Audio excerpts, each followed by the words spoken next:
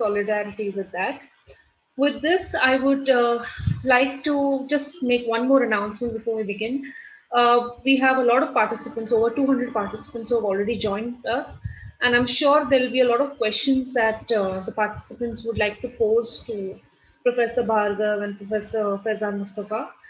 Please leave your questions in the chat box. To accommodate more questions, we will be reading them out and posing it to both of them, and they both will patiently answer them. But we will not be able to unmute anyone. Please leave your questions in the chat box. With this, I would like to invite Vinod Mobai. Vinod Mobai is the patron of CSSS. He has joined us all the way from New York. He is a nuclear scientist in New York and has been associated with CSSS and Dr. Asghar engineer for a very, very long time, for decades. So there is no one better than him to really speak about Dr. Asghar engineer. So I invite him to speak a few words. Thank you very much, Neha, and good evening to everyone in India. Good morning to anyone in the US who has joined our meeting. It is a great pleasure. Uncle, can you be a little louder? Yeah, it is a great pleasure and a privilege for me to say a few words about my old friend and comrade, Asghar engineer.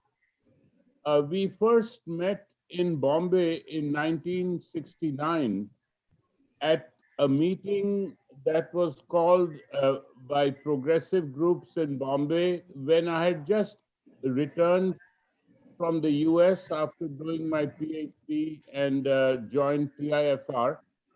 And Asghar Bhai then was an engineer in the Bombay Municipal Corporation. Our shared interest was first in communal harmony, where we started the anti-communal youth front, which Asghar Bhai was a key figure in, and we had persuaded the great actor Balraj Sani to be our president. And this young organization, played a significant role in the Bhivandi riots in 1970, where we were very active and made our name known through Greater Bombay and in Maharashtra. Now, what I remember most that Asghar Bhai was a man committed to peace between communities and also ending exploitation. He was very sensitive, secular, progressive, rational, with a philosophical interest in Marxism, along with an attachment to Islam that he had imbibed at a young age in his childhood when he grew up, and from whose fundamental principles he distilled a liberation theology which was similar to what radical Catholic priests were preaching in Latin America in the 1970s, and which other progressive thinkers like Swami Agnivesh, who left us a few weeks ago,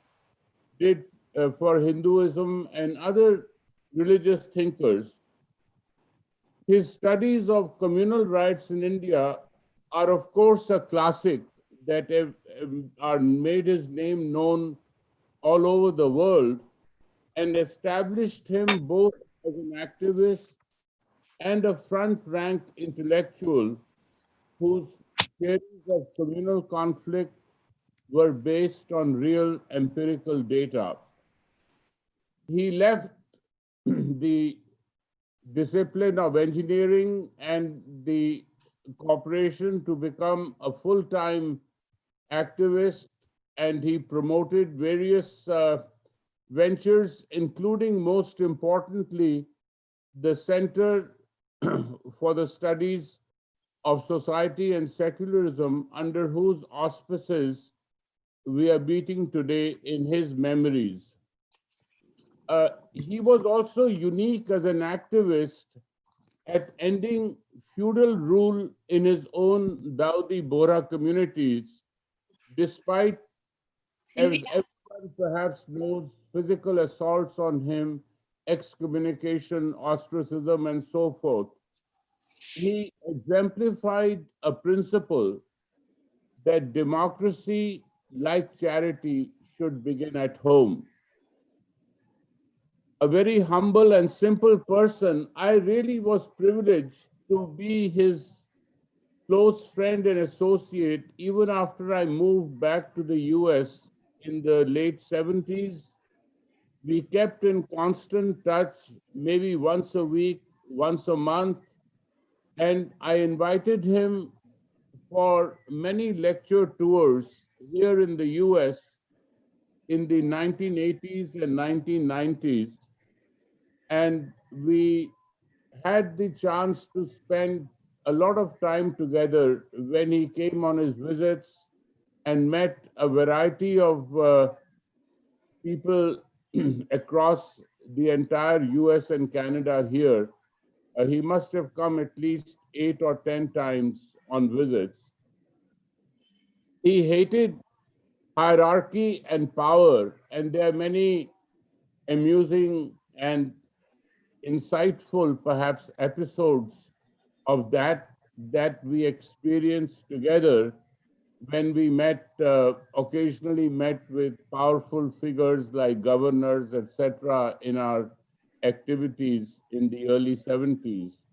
And he just could not stand this whole pomp and power that people in high government service, etc., would, would exert. So the outstanding quality of him that I remember is his deep sense of compassion for the oppressed and the underprivileged, especially Dalits, lower caste Muslims, women, minorities, etc., in all of which he left an indelible mark.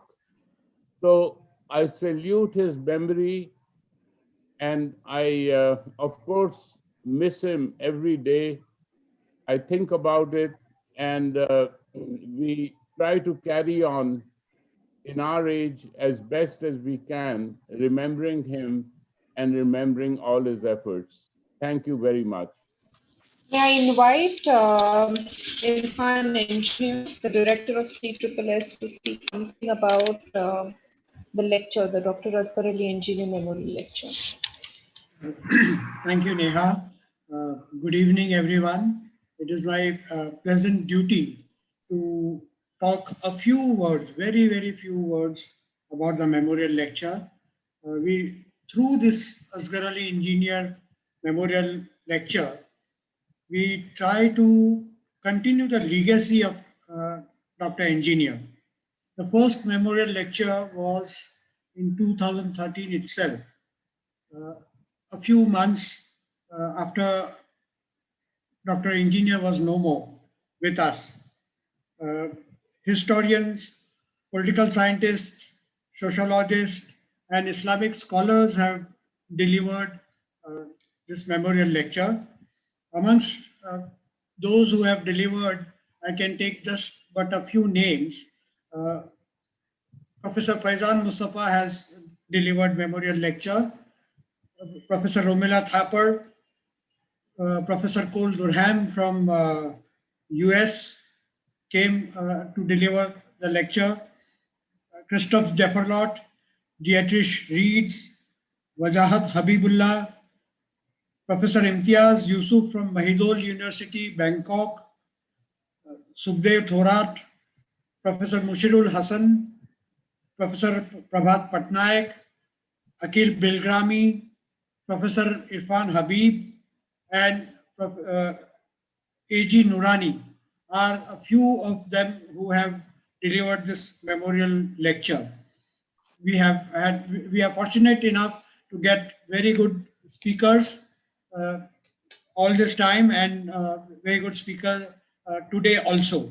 So without much ado, now I'll invite Professor Kamla Ganesh, who is a member of our Center for Study of Society and Secularism, to introduce our speakers and the chair today.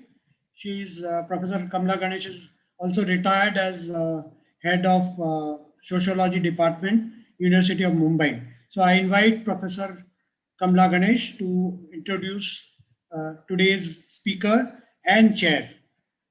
Thank you. Thank you, Irfan. Good evening, everybody. It is my privilege to briefly introduce the two eminent speakers. Questions on secularism in India and Indian secularism are for some decades now part of a highly acrimonious and incendiary political and social debate. These phrases are widely used, misused, and abused in popular discourses. For anyone from political science or any other field who wishes to get clarity and insight, Professor Rajeev Bhargava's writings on the subject over 3 decades are a crucial reference point.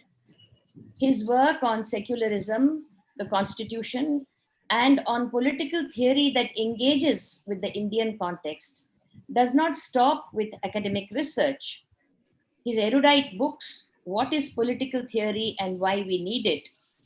The Promise of India's Secular Democracy, Politics and Ethics of the Indian Constitution, and the much cited Secularism and its Critics are, among others, are examples of his academic work, but he has also written accessible textbooks for college students and newspaper columns, and his delineation of the crucial distinctions between constitutional secularism and party political secularism have indeed framed the terms of the debate.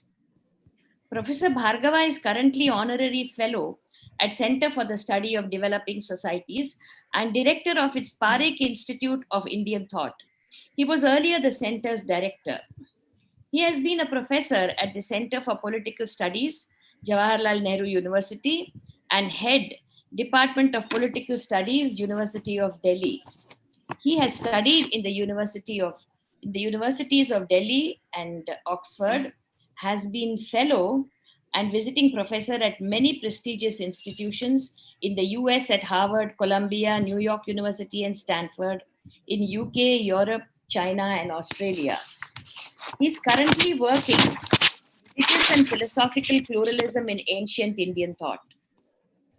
For us at the Center of the Study of Society and Secularism, Professor Bhargava's erudition, insights, and accessibility are vitally relevant for our research, reflection, and action.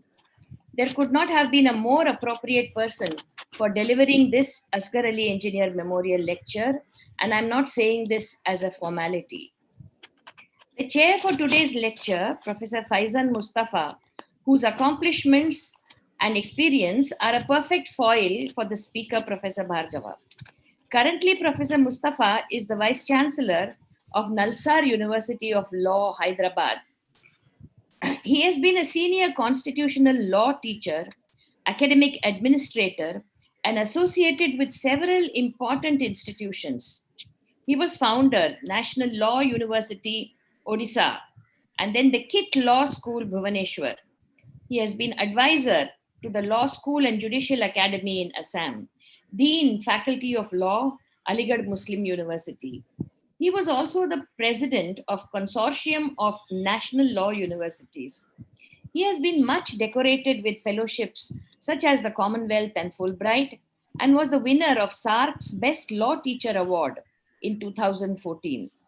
He has been president of the prestigious Shastri Indo-Canadian Institute, which is a binational organization of Canadian and Indian governments. A prolific writer in academic platforms, he also regularly writes in the leading newspapers and magazines on current legal issues. He has been oft quoted by the Supreme Court. Recently and notably, it quoted his article on religious freedom in the Sabarimala judgment. So, Professor Bhargava and Professor Mustafa, we look forward to a double treat this evening. May I request Professor Bhargava to deliver his lecture?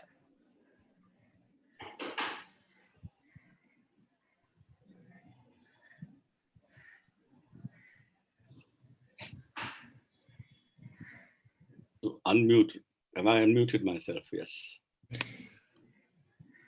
Thank you, Dr. Ganesh, for this generous introduction. I'm really deeply honored to speak on this important and prestigious occasion. And I thank Irfan Bhai for inviting me to give this lecture in memory of Dr. Asghar Ali, engineer. I'm also delighted that Professor Mustafa has agreed to chair this lecture, and I look forward to his comments. Like so many others, I'd come to know about Asghar Sam long before I met him. We were all struck by his exemplary physical and moral courage in attacking communalism, in defending secularism, but most of all in publicly dissenting from the religious orthodoxy within his own Bohra community. After all, he almost lost his life criticizing his own religion. I began to meet him in the late 80s in seminar and conferences. On one such occasion, I had the honor and pleasure of meeting him for 3-4 consecutive days. We were invited to an international conference at the University of Hull by Professor Bhikkhu Parekh. I think the year was 90 or 1991. We stayed at the same hotel in adjacent rooms, had breakfast, lunch, and dinner together, traveled back to London together by train, and therefore had ample time to have long conversations. As we all know, an unintended but welcome intimacy always develops when Indians go abroad for some common purpose. Whenever we met thereafter, though I confess it wasn't that often, I'm proud to say that we met as friends. My argument in the paper that I gave at Hull was built on a distinction between the content of religious beliefs and practices and the form in which they are encased, by which I meant the manner in which these beliefs are held, and therefore the way they affect the way we carry our identity.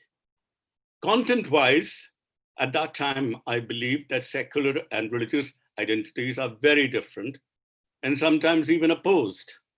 But form-wise, they can, I argued, be similar, even identical. For beliefs can be held by us dogmatically, as if we are in possession of an exclusive truth, unavailable to others, who, being different from us, hold only false beliefs, with whom conversation is useless. Or else they can be held with humility, with an open-mindedness, in the knowledge that no one has grasp of the whole truth. If both secular and religious identities are held, or beliefs are held dogmatically, resulting in hardened categorical identities, the conflict between the two is inevitable. But conflicting content need not result in fierce conflicts if religious and secular beliefs are held firmly, yet lightly, open-mindedly, with humility. They can then coexist with mutual respect. The two can even come together to fight religious zealots or intolerant secularists. Asghar Ali, Engineer Saab, responded very well to the paper and gave me very generous comments. And this made me realize another quality of his, humility. Asghar Ali, Engineer, approached everyone with humility, both those who supported and followed him and those who were opposed to him. There were two other qualities in him that stood out. First, commitment. Commitment to his particular religious beliefs, to his community. And here I must emphasize the quality of that commitment, for he understood that the more committed one is to the good of one's religion, the more one loves and identifies with one's community, the more upsetting it is to find flaws within it, and the greater the imperative to act to remove the blemishes in it. Commitment and internal critique often go together. This was something that I found really very striking in Dr. Engineer. And finally, indefatigability. He worked tirelessly for his own religious community, strived hard to ward off communalism and defend secularism. He was multiply engaged, always involved with social and political issues.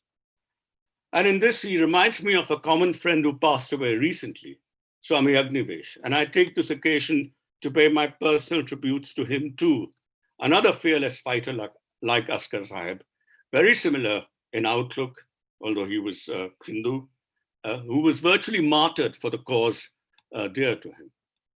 So as we remember Asghar Sahib today, we also celebrate these great human qualities, qualities that forever inspire us: intellectual courage, humility, commitment, and tireless multiple engagement. In short, this is an occasion to remember not only that exemplary person, but to celebrate the admirable human qualities he embodied. Let me now come to my presentation today, and I would begin by placing it in the current intellectual context. I'm referring to an interesting exchange that has recently taken place in the media between Yogendra Yadav and Pratap Bhanu Mehta.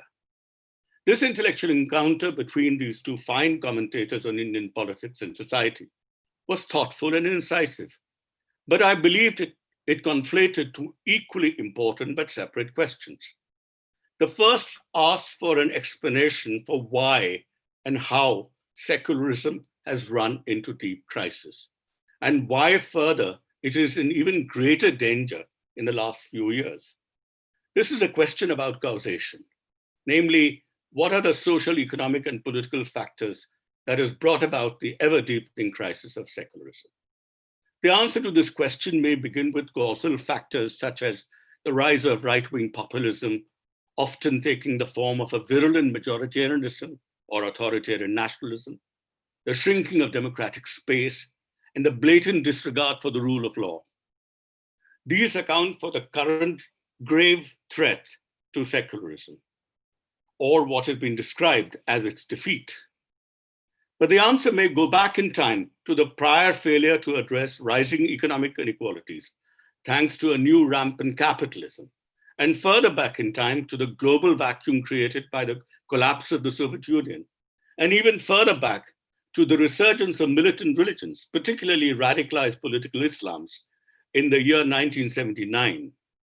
This diachronic account explains why this crisis has been growing for some time now. However, there is a second question, which relates to what, for want of a better term, we might call intellectual factors. Here we ask, what precisely are the reasons behind secularism losing the moral power that it once had to attract Indian people, particularly the Hindu middle class?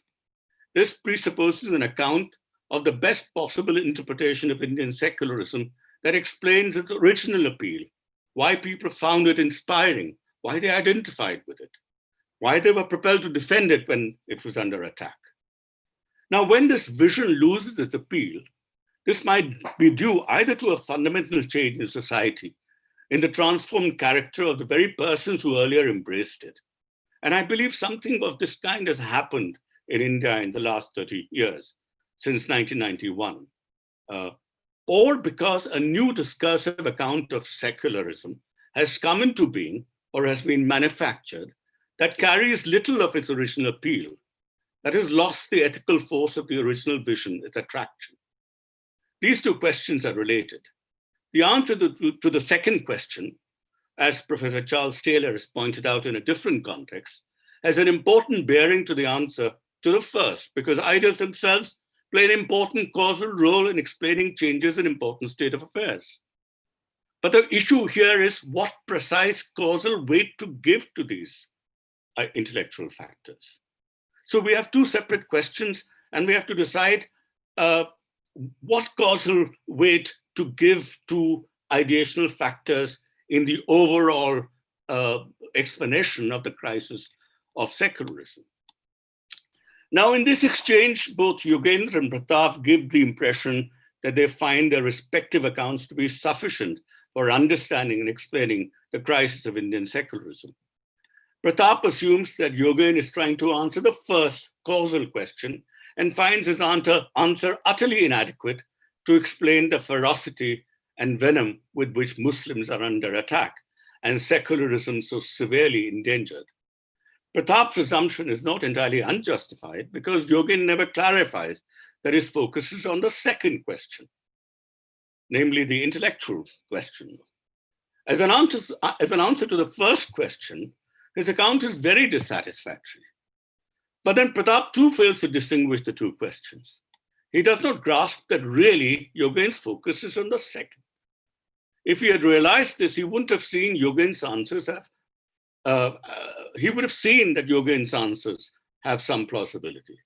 Secularism has lost its appeal among sections of Hindus because secularism did not connect secularism with a language of tradition, particularly Hindu traditions.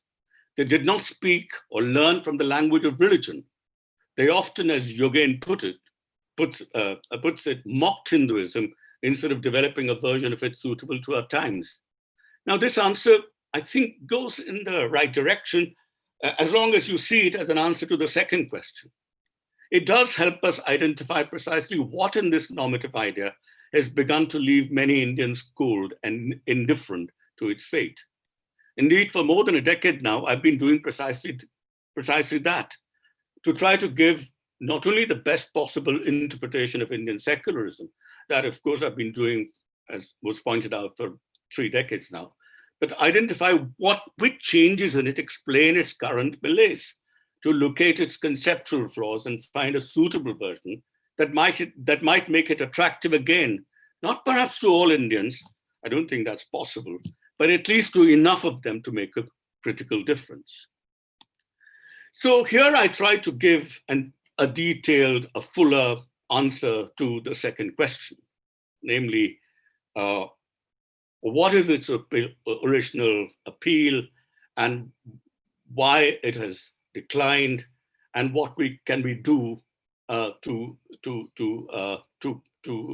restore it, or to rework it, to rejuvenate it, refashion it, rehabilitate secularism. I begin my story of Indian secularism when Indians were on the brink of independence, but not before providing a partly fictitious account, and it is a fictitious account, of its historical setting.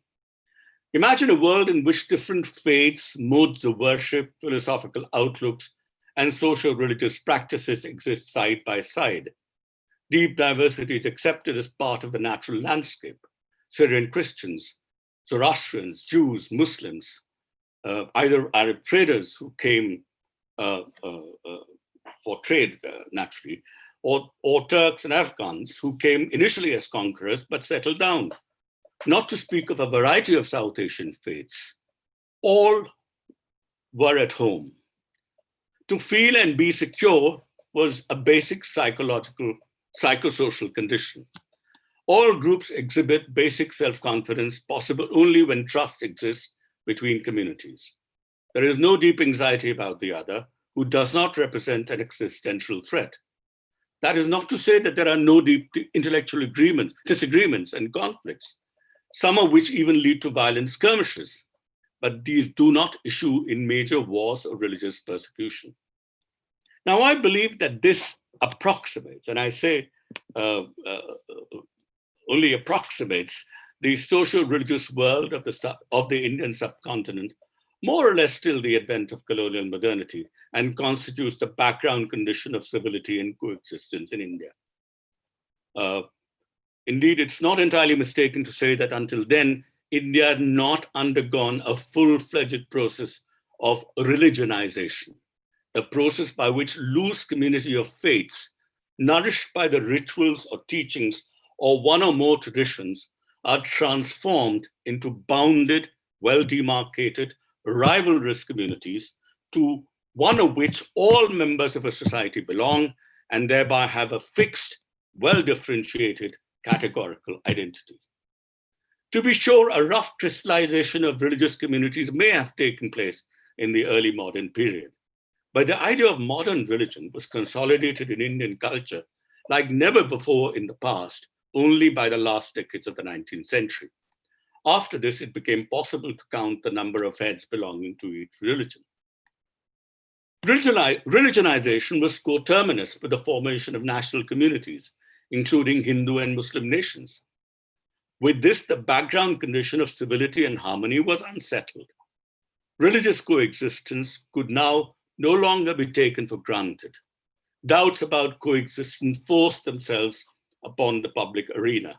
and religious coexistence became a problematic issue to be spoken about and publicly articulated. An explicit invocation and defense of the idea became necessary that all religions must be at peace with one another, coexist with trust and comfort. And if this trust is undermined, if this mutual confidence is broken, then it must be restored.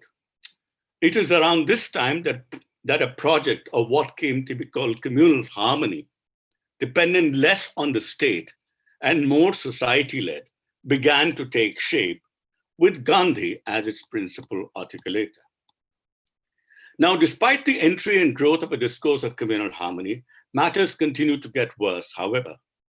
From the late 1920s, sections of Hindu and Muslim elites were sucked into what can be called a majority-minority syndrome, a diseased network of neurotic relations so completely poisoned and accompanied by such a vertiginous assortment of negative emotions like envy, malice, jealousy, spite, hatred, that animosity between groups circulated freely, adding layer upon layer of grievances, and antagonistic games were played with no end in mind except the defeat and humiliation of the other.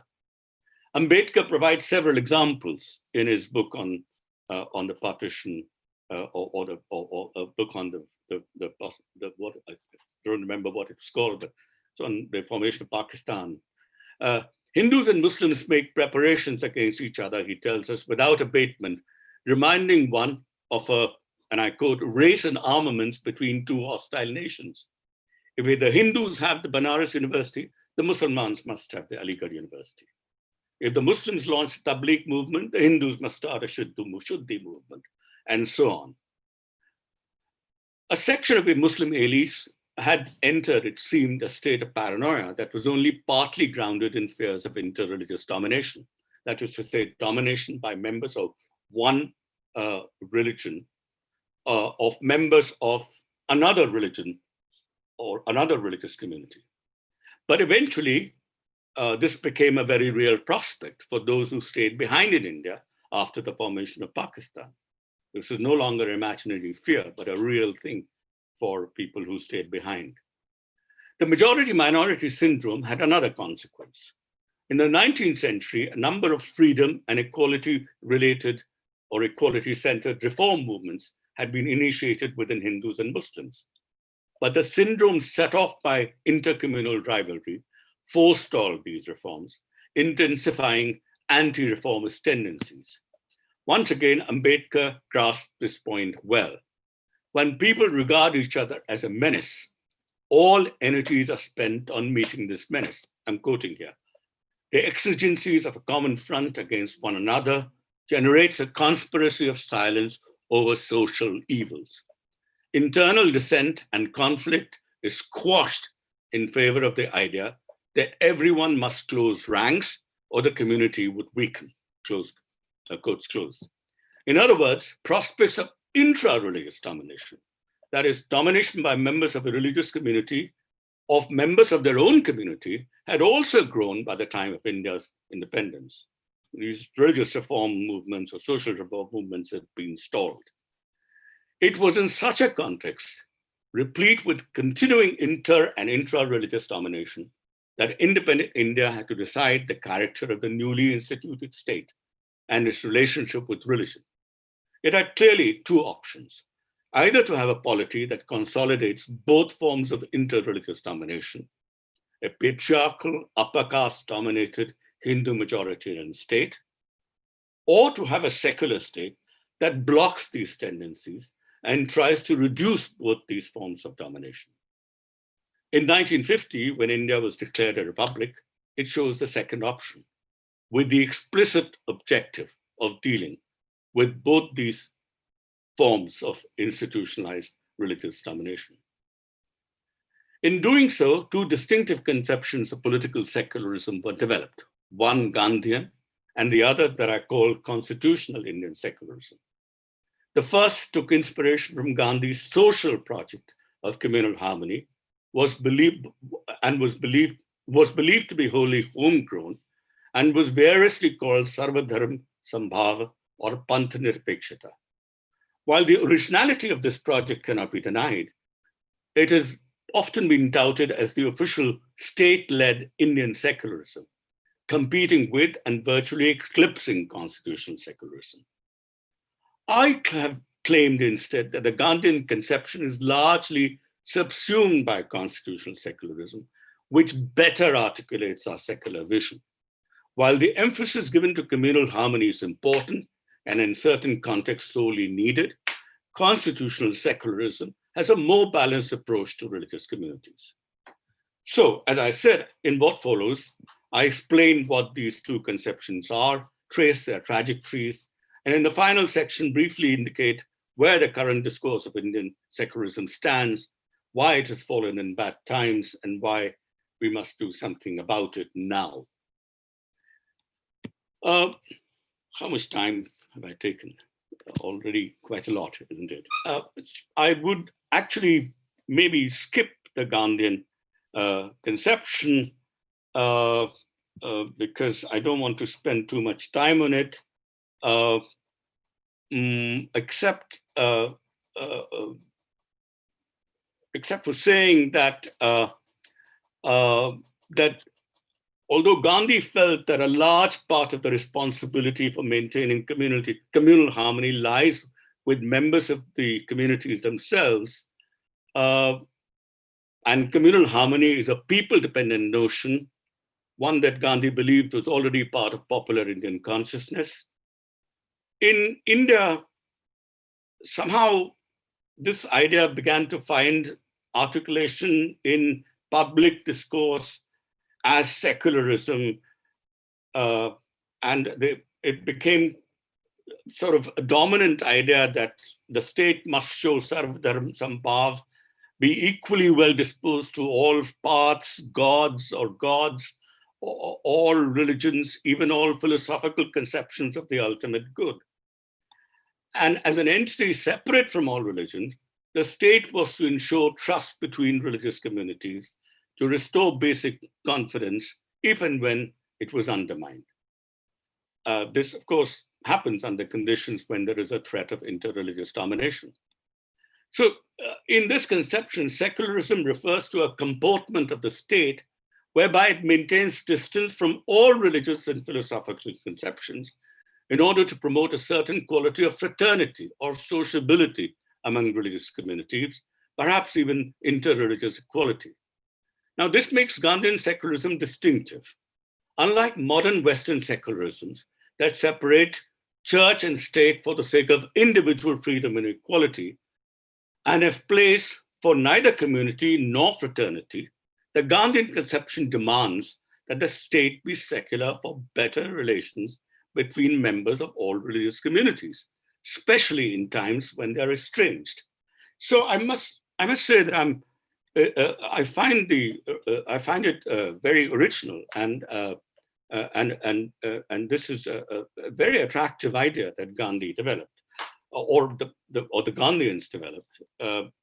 But it's different from what I consider to be the main governing model of Indian secularism, which I call constitutional Indian secularism. Now, constitutional Indian secularism translates Gandhian political secularism, an adversary of interreligious domination, into the language of rights. It does so by ensuring that religious communities that are smaller in number have rights that protect them from multiple disadvantages. At the same time, it also goes beyond interreligious issues to incorporate a transformative agenda aimed at reducing intra-religious domination. It is its opposition to both forms of institutionalized religious domination that makes Indian constitutional secularism really distinctive. So what is the relationship between a constitutional state and religion that it wishes to partially transform? And I actually see Indian constitution as a charter for the reform of Indian religions. I think other people have also mentioned this, but I've increasingly come to believe that that is a very significant part of the vision of the Constitution. Now, to answer this question, the relationship between constitutional state and religion, I begin with the distinction between individual ethics of self-fulfillment and social norms of everyday conduct. By the first, I mean a framework for meaningful living and dying, say a full life in this world, Swarga, Jannat, or heaven in another world, or freedom from recurrent births and deaths, moksha, nirvana, and so on. By social norms of everyday conduct, I mean rituals and ceremonies of social interaction, but primarily norms governing interpersonal relations, with whom one should or should not interact, who one should or should not marry, with whom one should or should not dine, who is to perform which job in society, and so on. Ethics of self-fulfillment and norms of social conduct may be so tightly connected that they form one single system. Or the connection between them may be so loose that they're seen to constitute two separate systems. Now, in the Abrahamic traditions, as I see it, the connection between ethics and social norms was increasingly forged so tightly that they became part of a single, deeply connected system. And the term religion, within quotes, was invented to refer to this whole, to this entire system. The process by which this tight connection is forged is what I call religionization. Thus, if a person chose to be, say, a Latin Christian, he instantly became part of this entire system. Adopting a particular set of Christian beliefs on salvation went hand in hand with taking part in specific Christian rituals and ceremonies, and entering a web of unequal social relations with non-Christians. It would be wrong and impermissible for a person with Christian beliefs to participate in non-Christian social rituals or even to tolerate pagans. For this reason, a religion-centered social revolution in Europe meant A, breaking the monopoly of Christianity, presenting options other than dominant Christian ideas of self-fulfillment, that is to say, pluralization of ethics in the sense in which I've used the term. B, loosening the connection between ethics and social norms, freeing social norms from Christian ethics, building norms of social equality that transcended religious identities, what I call, broadly secularization. And C, fighting a church that blocked secularization and pluralization. By contrast, the connection between ethics and social norms remained very loose in Indian traditions, at least in the past. Because social norms and power hardly ever dictated the choice of ethics, there was greater innovation, and so ethical frameworks proliferated. People could move freely from one framework to another, and sometimes without any discomfort, participate in several. And yet, precisely because social norms existed independently of ethics, this very ethical flexibility went hand in hand with great rigidity within social norms. This is so because hierarchical and fixed caste relations lay at the core of these norms. Ironically, they even complemented each other. As long as one remained within the caste system and one knew one's place in the caste system, one can choose any ethical framework, any path to self-fulfillment.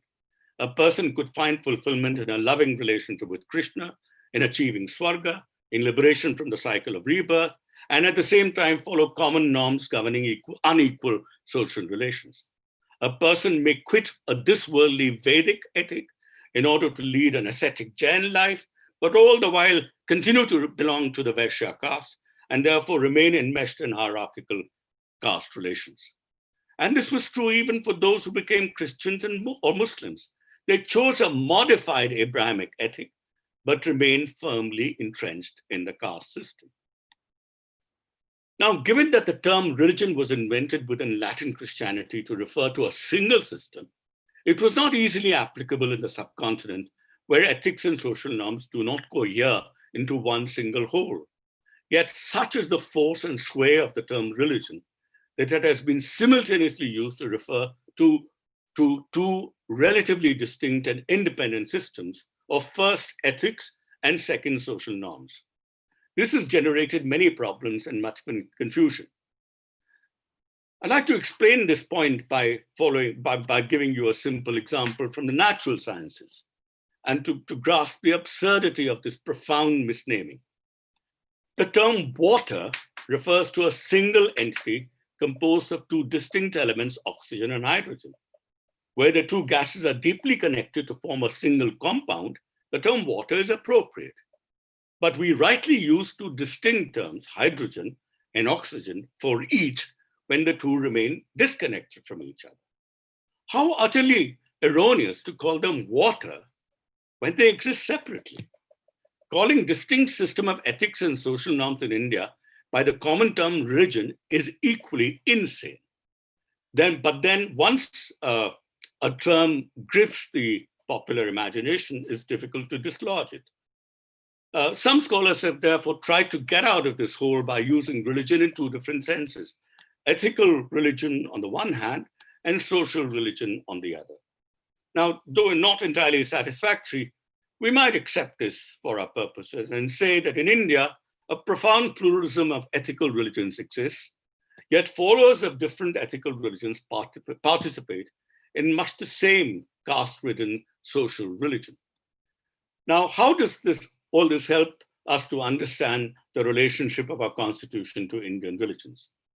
Unlike Europe, where people have to fight for the pluralization of ethics, or they've had to fight from 15th, 16th century onwards for the pluralization of ethics, here we strive to conserve the immense pluralism of our ethical religions, to act against any attempt at religious homogenization or exclusion. The Indian Constitution performs this quote unquote conservative function.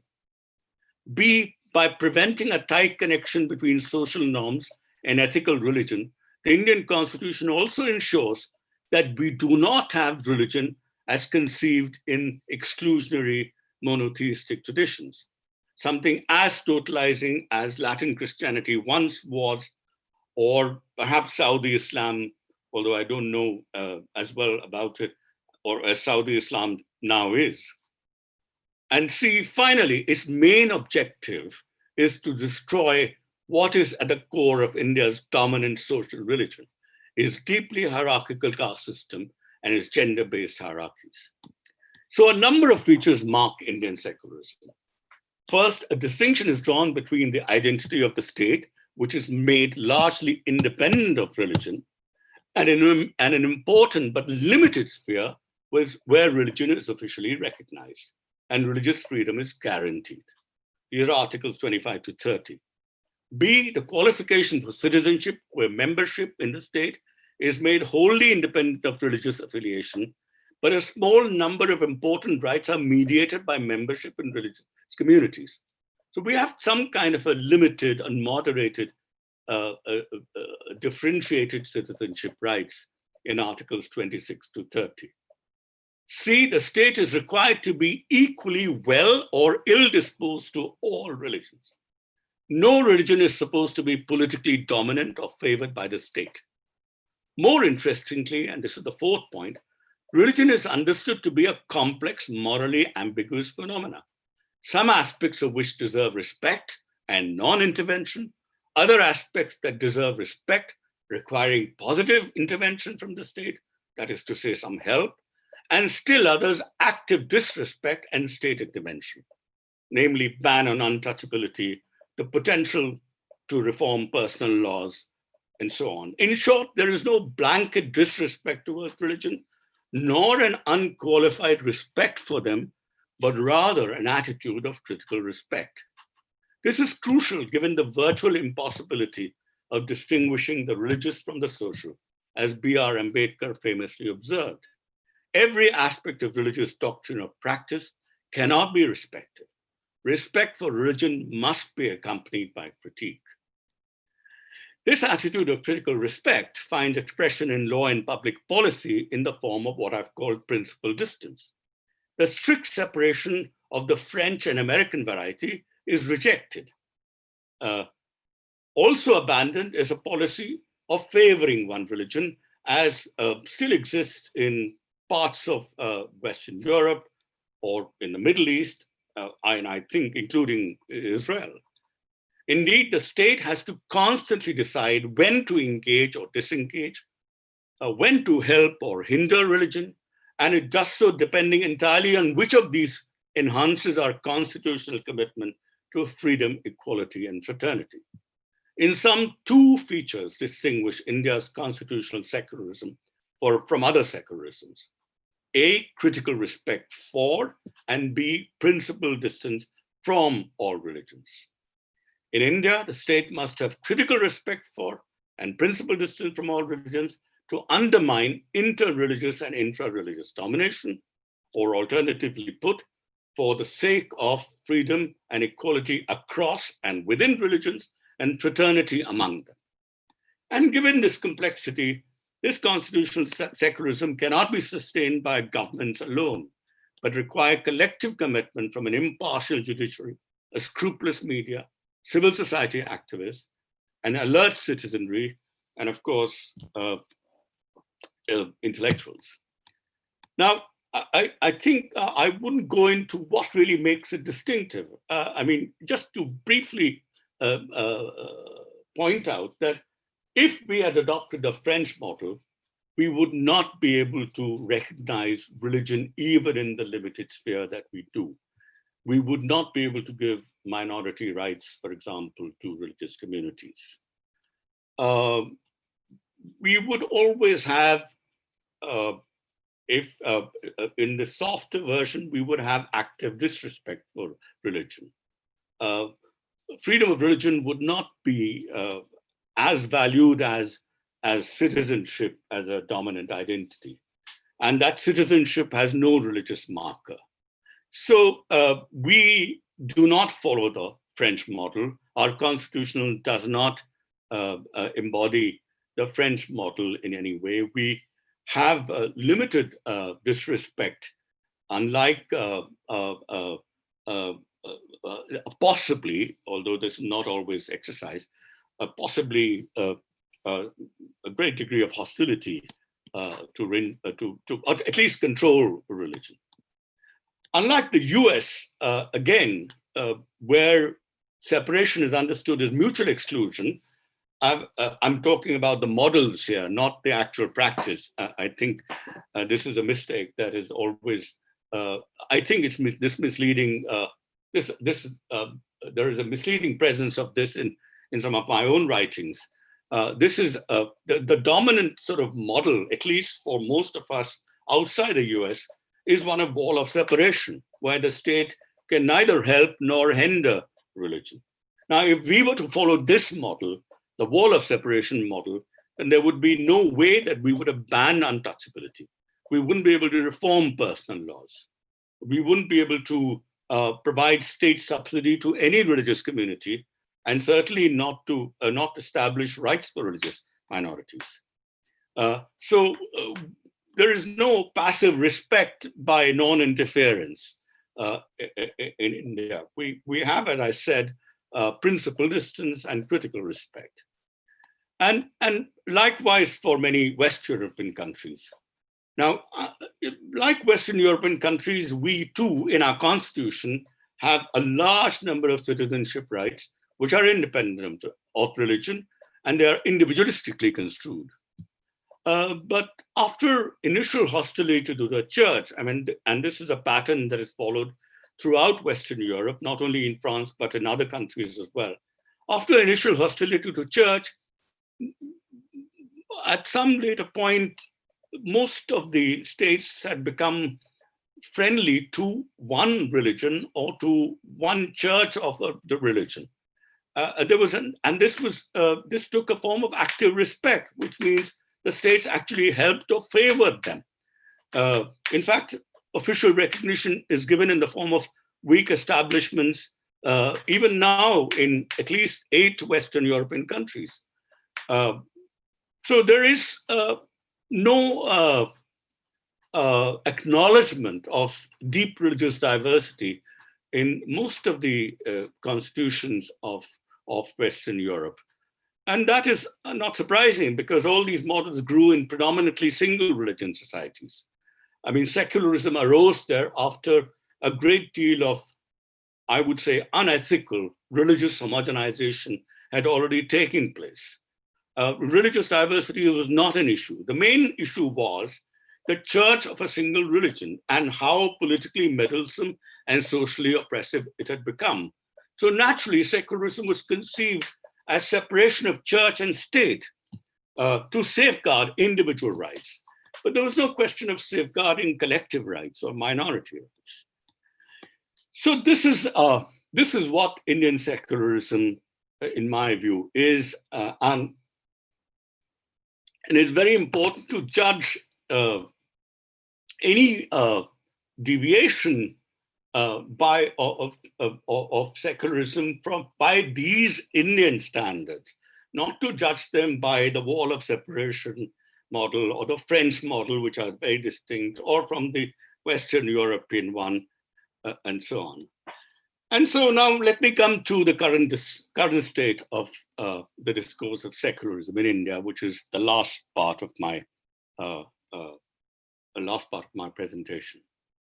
Now, I accept that forces have been unleashed more recently that attack the secular ethos of our country in a manner that is more blatant and persistent. But it would be foolish not to admit that wittingly or unwittingly, deliberately or unintentionally, various social and political groups have been chipping away at the secular edifice so that gradually over time, its legitimacy has been eroded. Indeed, my focus is on the discourse of secularism led by secularists themselves. I think that its power, its attraction, and its appeal has vanished because we secularists ourselves, I mean, those who defend it, we lost our way somewhere. So I do not mean to suggest for a moment that it is this which has contributed more to the crisis of secularism than all the external factors that I mentioned. I think the external factors have a much greater causal role to play in the undermining of secularism in India. But I just simply don't want to focus on that. I want to focus on internal factors.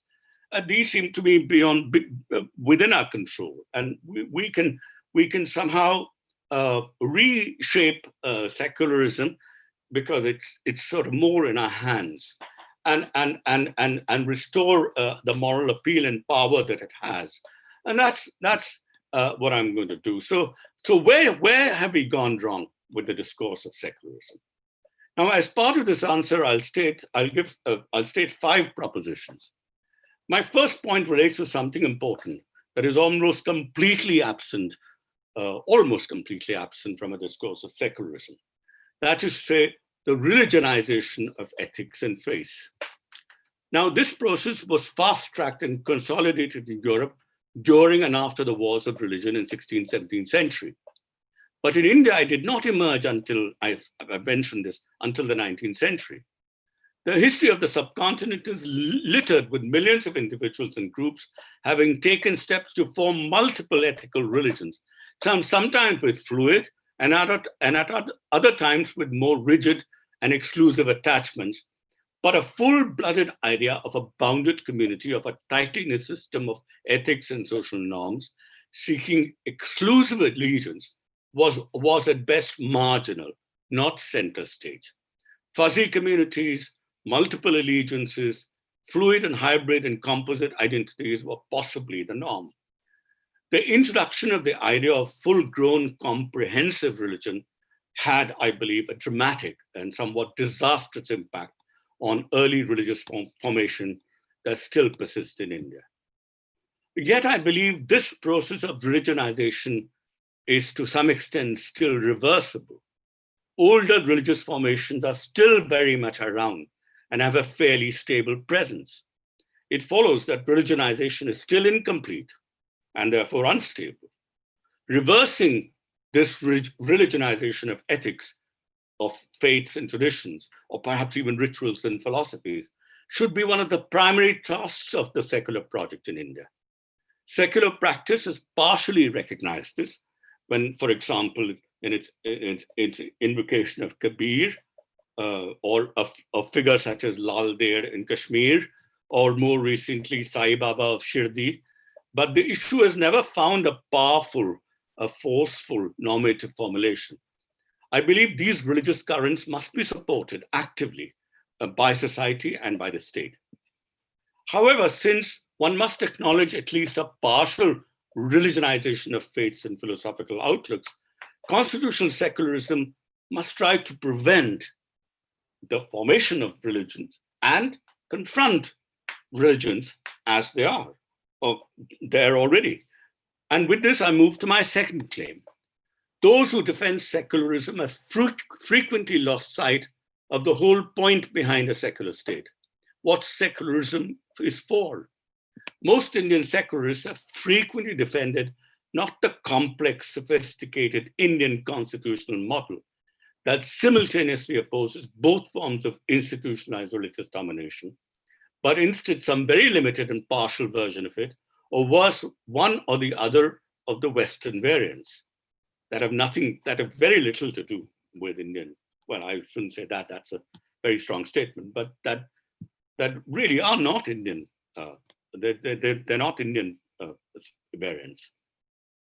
They've alternatingly defended a secularism that is anti-religious, alienating the religious by failing to treat them as citizens worthy of equal respect, sometimes put their force behind an a-religious secularism, failing to understand that no modern state can keep itself aloof from religion, especially in places like India, where religion cannot easily be separated from the social and the cultural, and sometimes chosen to support a vulgar form of Gandhian multi-religious secularism that has a high propensity to tolerate indefensible social religious practices, and that cries foul every time the state intervenes in religion.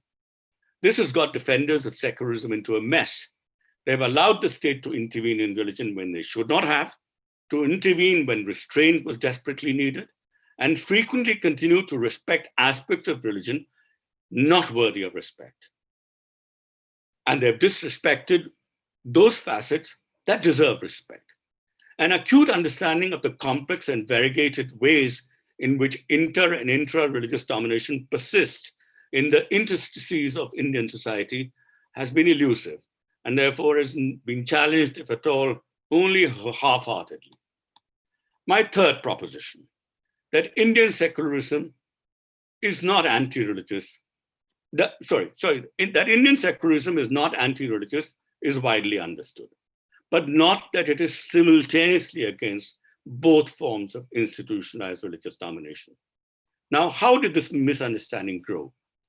First, these two struggles, the one against inter-religious domination, that is to say, a defense of minority rights, opposite to majority and minority communalism, became separated from the other, intra-religious domination. So religion-related patriarchy and caste domination, fanaticism, bigotry, and extremism, and so on. Then this intra-religious dimension was ejected from the meaning of secularism, and much to the detriment of its overall value, secularism began to be identified by proponents and opponents alike exclusively with the defense of minority rights, as a device for the protection of minorities, especially Muslims. This opened the door for viewing secularism first as a tool to protect the interests of Muslims and Christians, apparently with no relevance to Hindus, and then for twisting it to appear as pro-Muslim and anti-Hindu. The strength of Indian secularism is advocacy of minority cultural rights. Where is it? Yeah. The strength of Indian secularism, its advocacy of minority cultural rights, was easily made to appear as its weakness. And the burden of its defense, rather than be shared by all citizens, fell on the minorities and pro-minority secularists. Now, this is unfair, partly because it puts the entire burden of defending secularism on minorities and on secularists who are sensitive to the rights of minorities. But secularism is needed as much to protect Hindus and others from intra-religious domination, from from their own fanatics, from their own orthodox elements and extremists, and from proponents of religion-based caste and gender hierarchies. Sorry. Indeed, there are good reasons to believe that a causal nexus exists, and I think this is a very important point in my view, that there are good reasons to believe that a causal nexus exists between a failure to address intra-religious domination, in particular caste hierarchies, and the intensification of inter-religious domination. The more one ducks the problem of caste hierarchies by taking refuge in a discourse of upper caste-led Hindu identity, the more intensified the scapegoating of minorities and Christians, and the deeper the abyss into which secularism falls. I fear far from challenging this reduction, Indian secularists have frequently accepted it. My fourth proposition has to do with secularism's frequent failure to distinguish communitarianism from communalism. Communitarianism simply notes that an individual is at least partly defined by his or her religious and philosophical commitments, by his community and traditions. Therefore, I think it's entirely appropriate for someone to claim that he's a Hindu, a Muslim, a Sikh, a Christian, an atheist, and so on, and even to take legitimate pride in one's community or be ashamed of it when there is good reason to. Communalism is different. Here, one's identity and the existence and interests of one's community are viewed, even defined, as necessarily opposed to others. It is communal to believe or act in a way that presupposes that one can't be a Hindu without being anti-Muslim or vice versa. Communalism is communitarianism gone sour. It is to see each other as enemies locked in a permanent war with one another. Every decent Indian national should be against communalism, but no one should decry legitimate forms of communitarianism. I think Asghar Ali, engineer, exemplified this. It's simply wrong to conflate communitarianism with communalism. Now, the conflation of communitarian and communal in India is often meant that secular persons with a Hindu background or a Hindu lapsed Hindu identity have not found a way of articulating the religious or social religious interests of Hindus without sounding communal, and have often appeared to have defended Muslim faith and interests in bad faith, as if in doing so they were really being communal, but this was permissible given the vulnerability of minorities in a representative democracy dominated by Hindus. The fact is that there is nothing wrong in articulating and defending some Hindu, Muslim, and Christian interests, as long as they do not come into conflict with one another. Attention must be drawn to another problem of Indian secularism. Our education system often fails to distinguish religious instruction and religious education. No publicly funded school or college should have religious instruction. This is best done at home or in privately funded schools.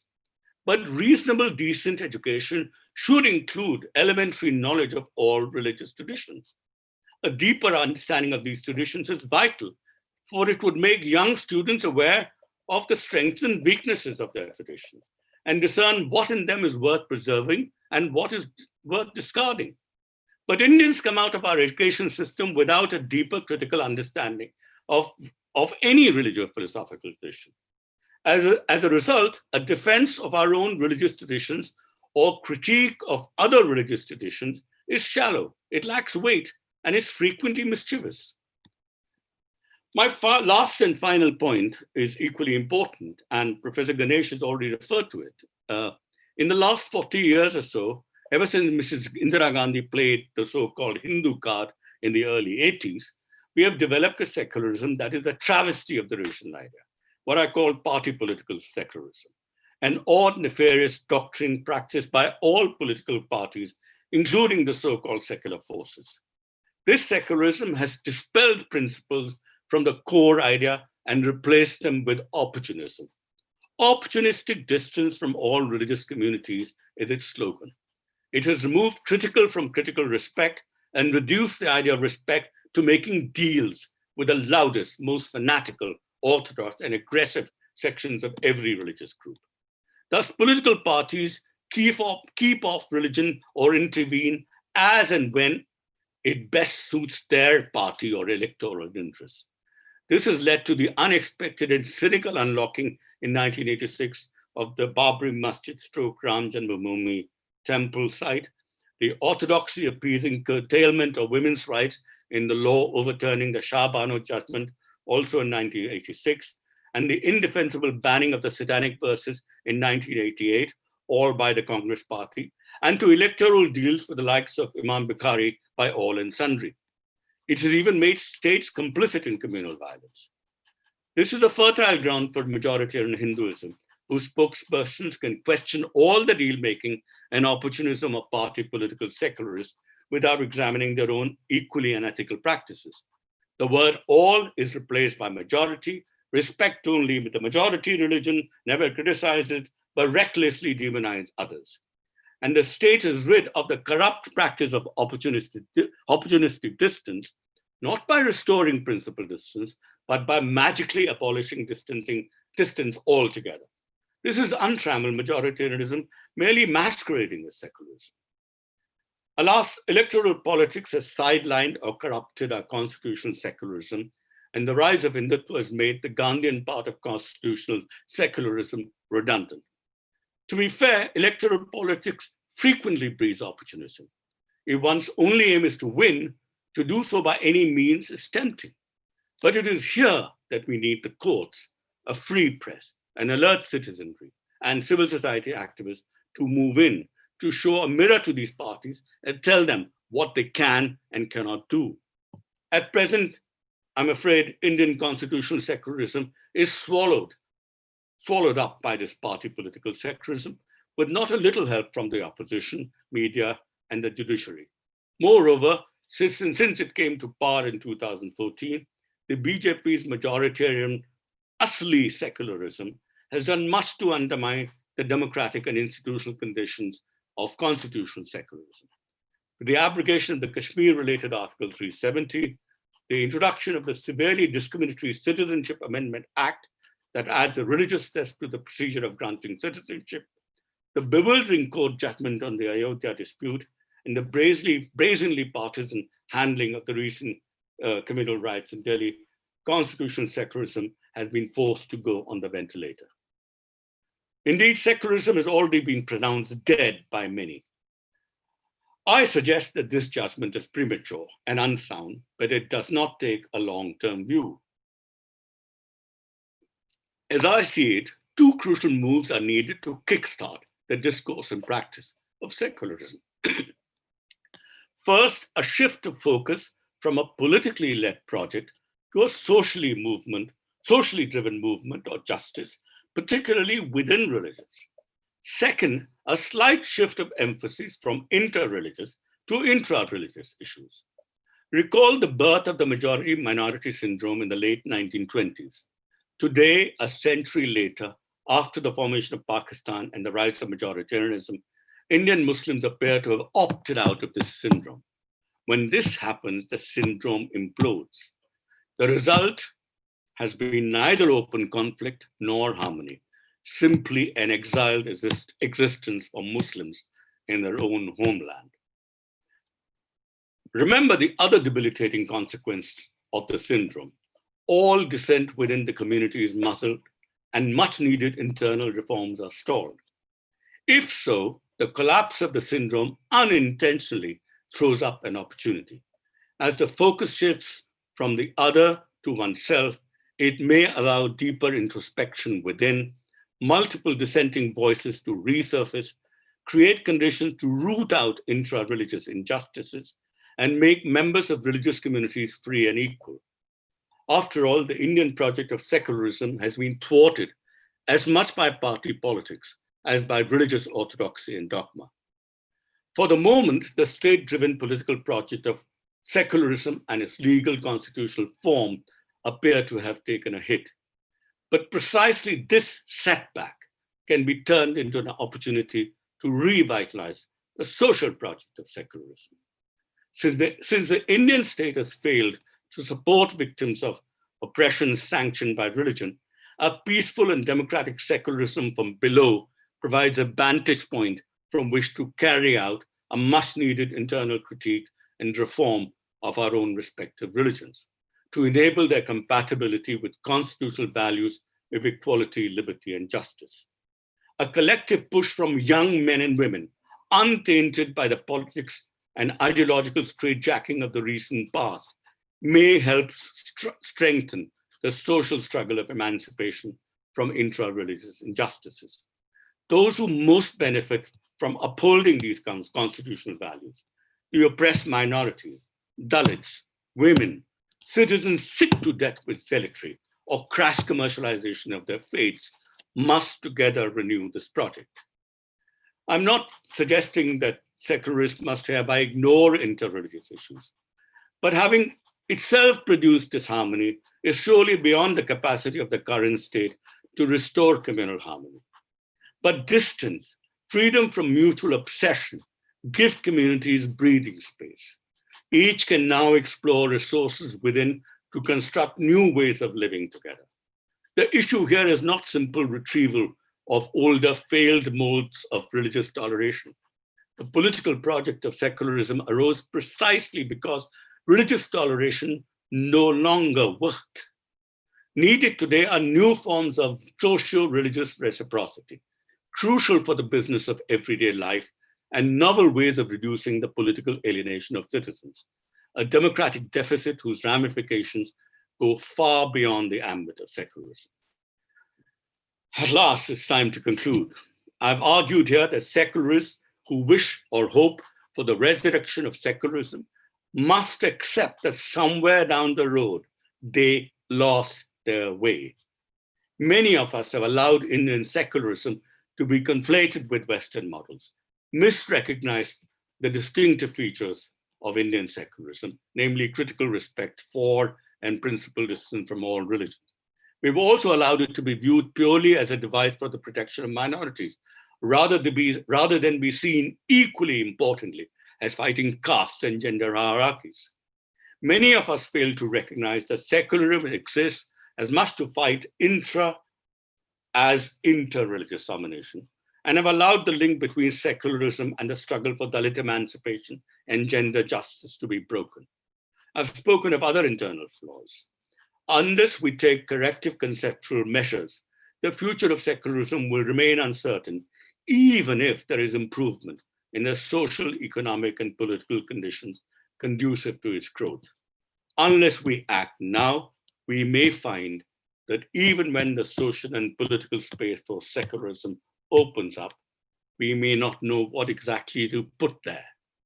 That would be very tragic indeed. Thank you. Thank you, Professor Bhargava, for this very erudite lecture. We were all glued and all there.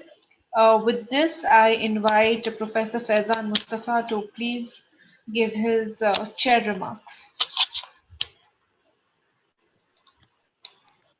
Professor Faizan Mustafa.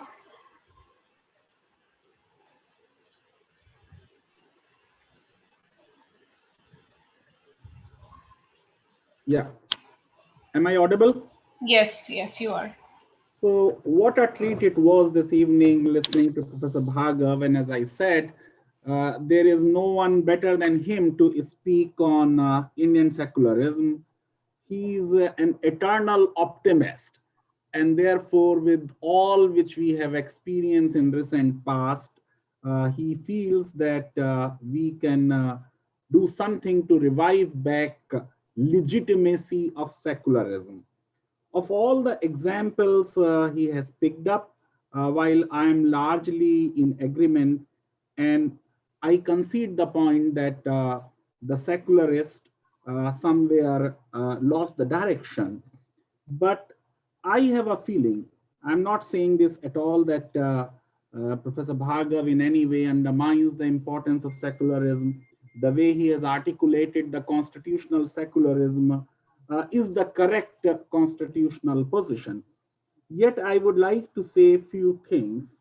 When we are mentioning problems with our secularism, what we are largely talking about, and we are talking about 1986 unlocking of Babri Mosque, and then the 1986 overturning of Shahbano judgment, and then satanic versus ban. Now, I really don't know, but somewhere on these 3 points, which are said to be the time when foundations of aggressive Hindutva were laid, we lost chronology, so to say. And if we go by chronology, this 1986 unlocking decision, if one minutely does month to month, day to day chronology, will probably come first. It was in 85 June that a resolution was passed by the Hindutva groups that by next year's this date in March, we must get this locks broken. There was a movement, they said, right now we are saying unlock it. If you don't unlock it, there will be a break the lock movement. And Rajiv Gandhi conceded to them and promised them it will be done. Therefore, it was first appeasement of the Hindutva forces and then the appeasement of the Muslim forces that in February he promised that I will undo the Shahbano judgment. Now, about the Shahbano judgment also, I think so much has been written. There is not a single writing which has said that it was a turning point on Indian secularism. But two things we have forgotten. One, that Shahbano judgment was not about personal laws. It was a case about Code of Criminal Procedure. Some was seeking maintenance under Code of Criminal Procedure, which is the general law of the land. I think Justice Chandrachud unnecessarily tried to justify his judgment of giving maintenance on the basis of verse 241 of Quran. And I'm really sorry to say, but our judges are obsessed with religion. In spite of Professor Bhargava and mine and other people's interest in secularism, and I'm not saying our judges are not secular, but their religiosity will come in everywhere. Just take the example of euthanasia judgment. There also they are discussing what is death under this religion, what is death under that religion. And many a times they refer to scriptures. When you are deciding a case under the general law of the land, there is no need for you to at all go to any scripture. The precise point in Shahbano was just this: whether Muhammad Ahmad was entitled to exception under 127. The exception he was claiming under 127 was that if an amount due under customary law has been paid on divorce, then the order of maintenance is to be modified under 125. He was saying that dower is that amount which I have paid to Shahbano, payable on divorce, therefore my liability comes to an end. I entirely agree with Justice Chandrachud's decision on dower, that dower has nothing to do with divorce. It is a consideration of marriage. It is to be paid to the wife at the time of marriage as a mark of respect.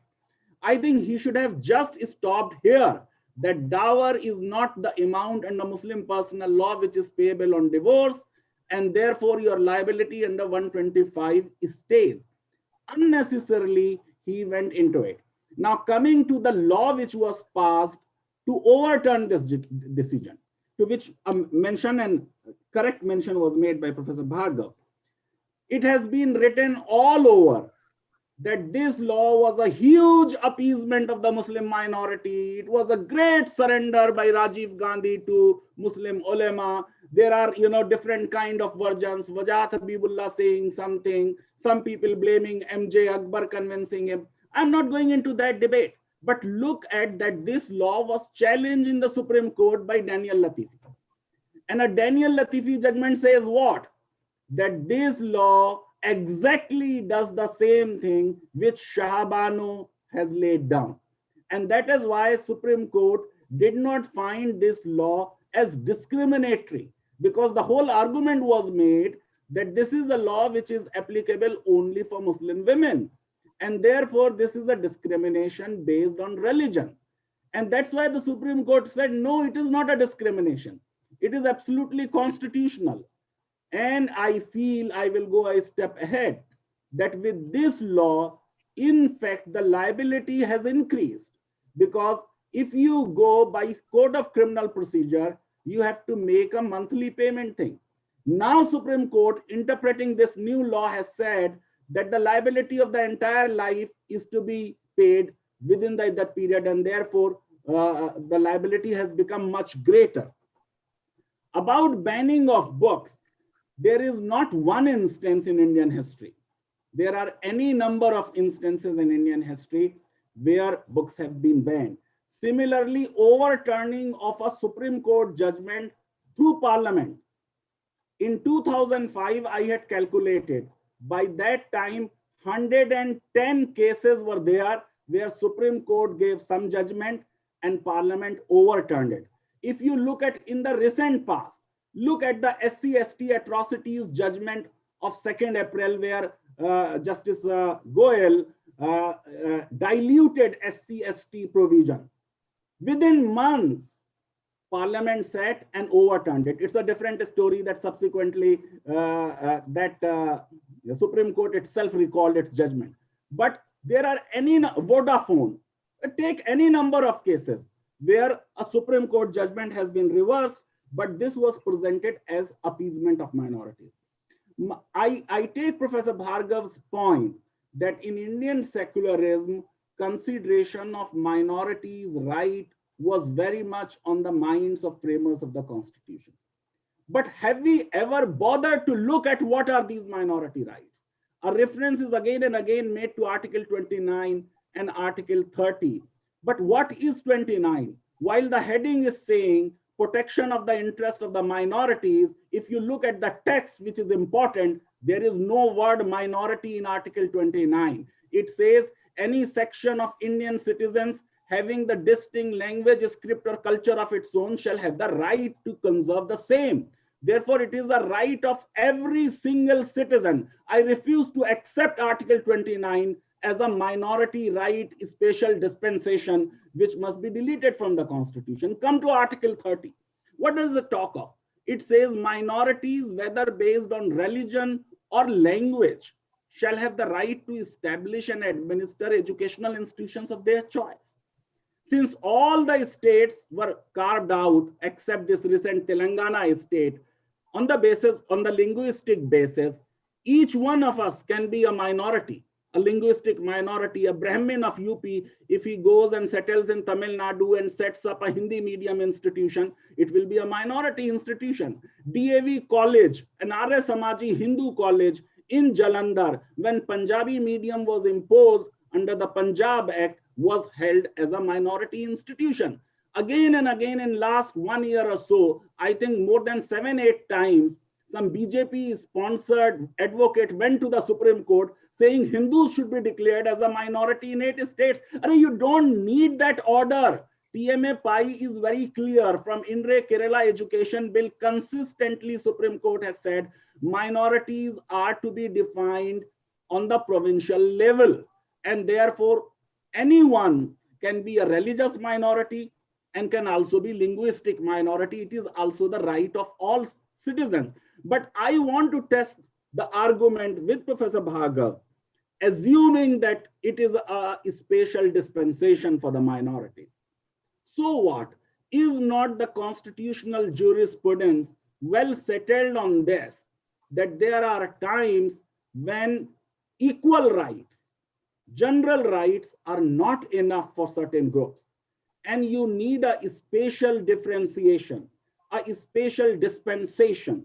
This whole argument of equality of religions, which has now been converted into a new kind of argument by the Hindutva, or what they call the positive secularism, that equality of religions be there. It's a formal understanding of equality, a dated idea of equality. The substantive idea of equality, very well recognized by Indian Supreme Court in number of cases now, recognizes that there can be disadvantaged group, and their disadvantages are to be taken into account. And I believe if this is so, then even guaranteeing minority rights cannot be such a big deal. But in any case, if you go to Indian Constitution, I will say that Article 30 is no appeasement of minorities. I think the only two articles which are the most direct expression of secularism are Article 27 and 28. A reference was made to Article 28 by Professor Bhargava, and I would like to react it in a minute. But 27, that no religious tax will be there, and the proceeds of no tax shall be used for any specific religion. I think this is the most direct expression of secularism. There has been quite a bogey about Hajj subsidy. Yogi Adityanath government last year before, in its budget, provided subsidy for going to Mansarovar. There are subsidies given for all kinds of religious events. I had written a piece for Wire, how much Indian states really spends on religion. Meera Nanda has done a whole book on it, The God Market. But media has built up this argument, and Hindutva has built up this argument that there is a huge, big appeasement of the minorities going on. And so much so that in spite of now BJP rule of 6 years, there is a TV channel who is saying there is a UPSC jihad. Now, if there is a UPSC jihad, the point which is being built up is the current government trying to appease minorities. Now, if that was their whole argument against Congress, and they are doing the very same thing, I think it is the majority which should be questioning them. And this TV channel is trying to present that the current government is doing the appeasement without looking at UPSC. I'm not going into the details of that, but on 28, where we are saying that there should not be religious instruction, I take the point of Professor Bhargava that there has to be a distinction between religious instruction and religious education, and religious education in terms of all religions, basic fundamental principles is not constitutionally prohibited. But the whole point is, look at the government-sponsored central institutions. Year before last, for all 1,553 central schools, the central government issued a directive that there will be this prayer, which if you go by the US or the Canadian precedents, will definitely be held to be invoking the name of God. And somebody in UP, a headmaster, who was having this lappe aati hai dua ban ke tamanna meri, or where word Allah has come, that person was suspended. What the point I am trying to draw home, that I agree with Professor Bhargava that there has been a failure of secularism, but can we entirely blame secularists for it? Can we really say that because secularists sided with the minority rights, because secularists opposed reforms in personal laws, that story is not that simple.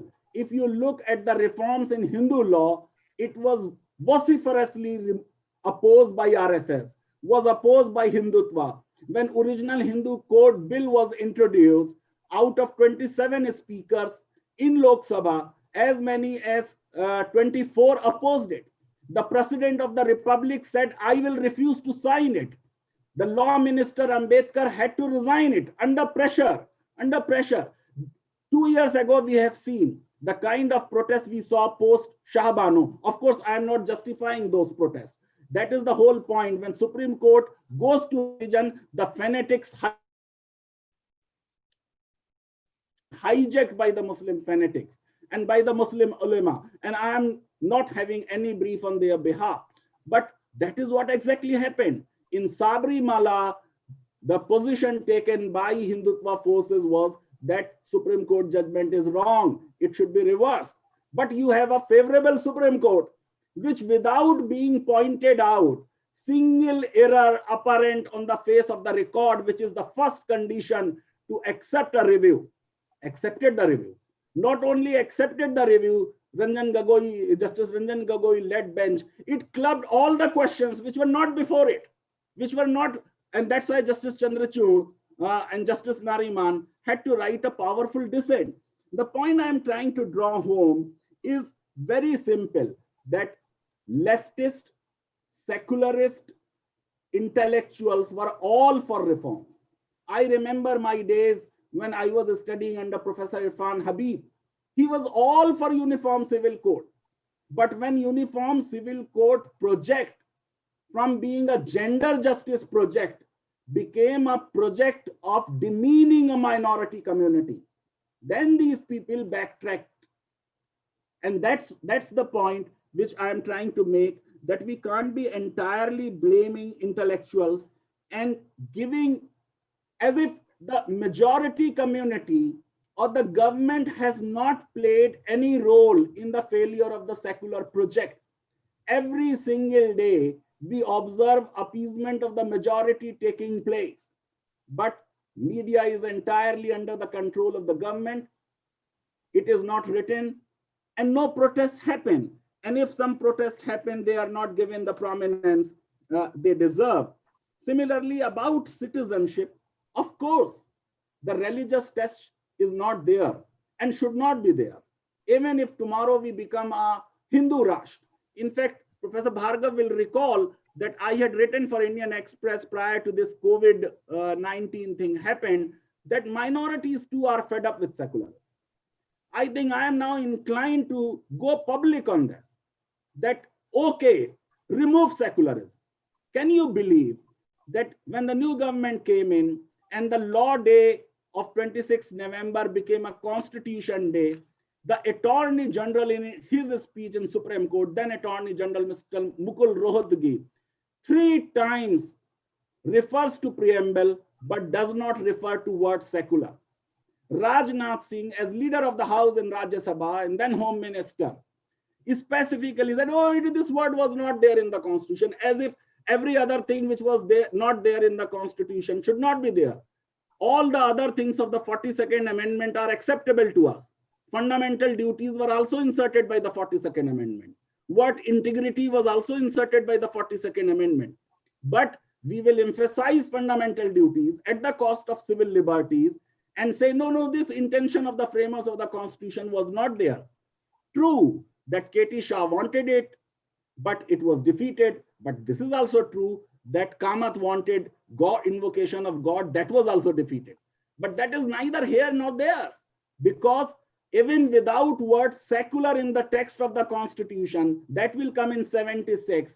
In 73 itself, in Keshavananda Bharati, secularism was recognized as a basic structure of the Constitution. I entirely agree with Professor Bhargava that there has been too much of obsession of secularists with the wall of separation. And that obsession is wrong. And that is why, having been a strong secularist for decades, I started now teaching law and religion.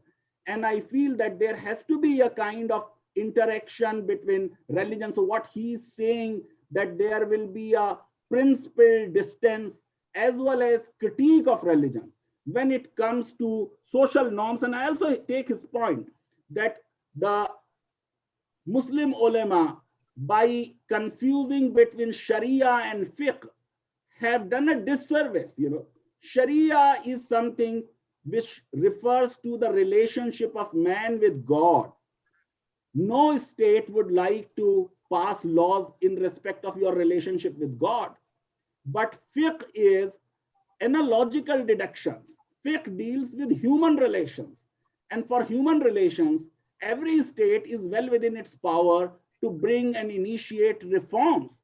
But in initiating reforms, if the project is that when triple divorce bill is passed, you have slogans of Jai Shri Ram in parliament, and Owaisi, at some other occasion going, I think, for oath, says Allahu Akbar. I think that is dangerous for Indian secularism. I feel if you look at the oath which ministers take, most of our ministers, rather than saying, I solemnly affirm, take oath in the name of God. So let us accept, like United States, where constitutionally speaking, you have absolutely Jeffersonian wall of separation, but most of their presidents have been practicing Christians. We are not saying that public figures should not, follow their religious dictates, but there is an overdose of religiosity. I think the greatest problem, which has not been properly understood by us, that increasingly our religions are having this heavy dose of religiosity devoid of spirituality. There is no spirituality in our religions anymore. If we can bring in that spirituality and look at what Professor Bhargava rightly said, reform within religions, the intra-reforms to which he is saying, maybe people of India can stand up, but with the kind of media we have and with the kind of powerful state we have, I think it's better that we go for some kind of Hindu Rashtra. Let the Hindu fanatics be satisfied. Let them give their wish list. What kind of Hindu Rashtra they want? Is Pakistan and Saudi Arabia their model? Or they want to adopt the jurisdiction model of Great Britain or Greece or some of the European countries to which a reference was made by Professor Bhargava? If you have a Hindu Rashtra, are you going to say that only Hindus will be citizens of India and no Muslim or Christian will have any right of equal opportunity in public jobs? I don't think in 21st century any country, because even Pakistan does not have religious test in their Citizenship Act. So I am sure that once Hindu Rashtra becomes a reality, it will be more frustrating and disappointing for the proponents of Hindutva, and that will maybe trigger some kind of revival of secularism. Otherwise, whatever suggestions Professor Bhargava has said, that let us not be state-centric, let us look at our society, let intellectuals and people try to revive secularism. I think these are great ideas and probably the only ideas on which we can work. I think it was a huge learning experience for me.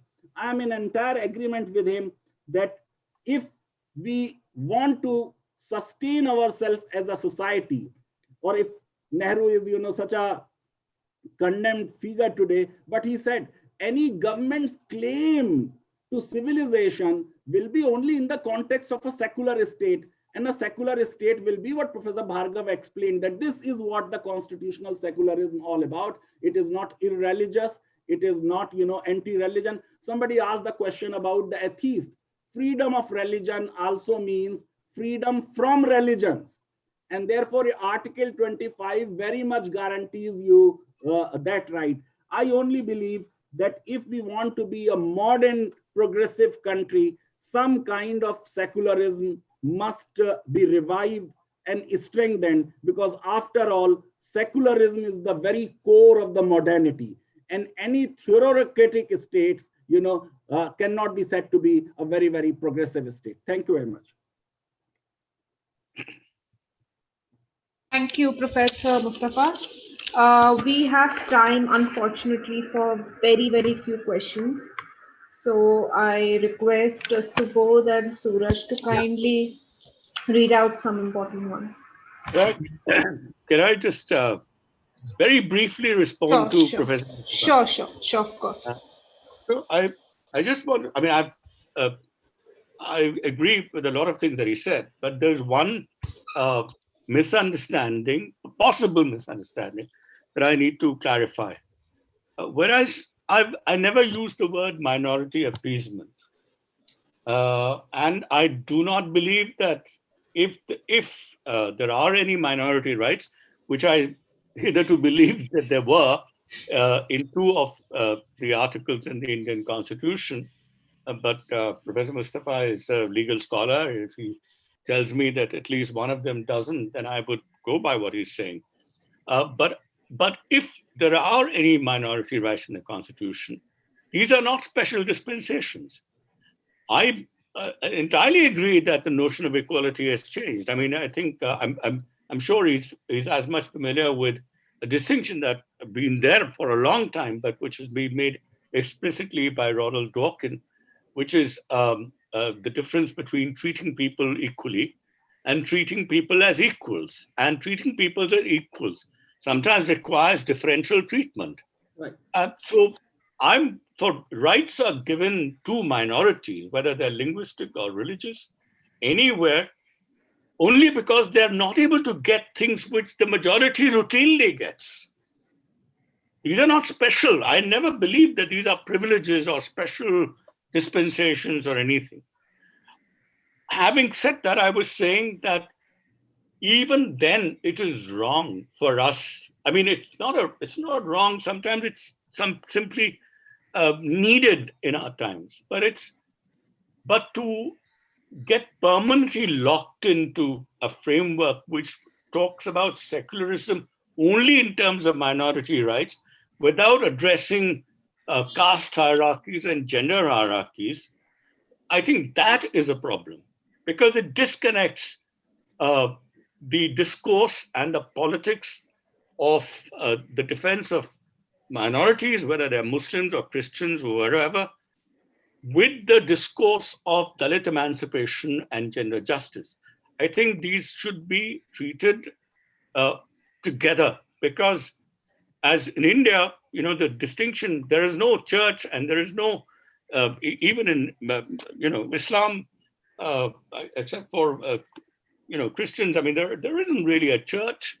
There is hard to maintain the distinction between religion and social, religion and cultural. So we will never be able to change anything and transform anything unless we actually intervene in whatever it is that is subsumed under religion. So I think this is as important as addressing the issue of interreligious domination. Both are equally important and both should be seen together. That was my only point. No, I entirely.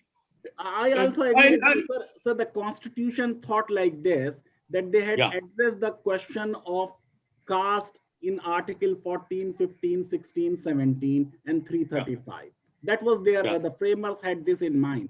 But I'm with you on this issue. But we have to look at what challenges were posed to secularism. So Hindus were depicted as victims. For instance, they say that Hindu temples' money, is being used, and Waqf money and Waqf people are having freedom. No, this is a myth.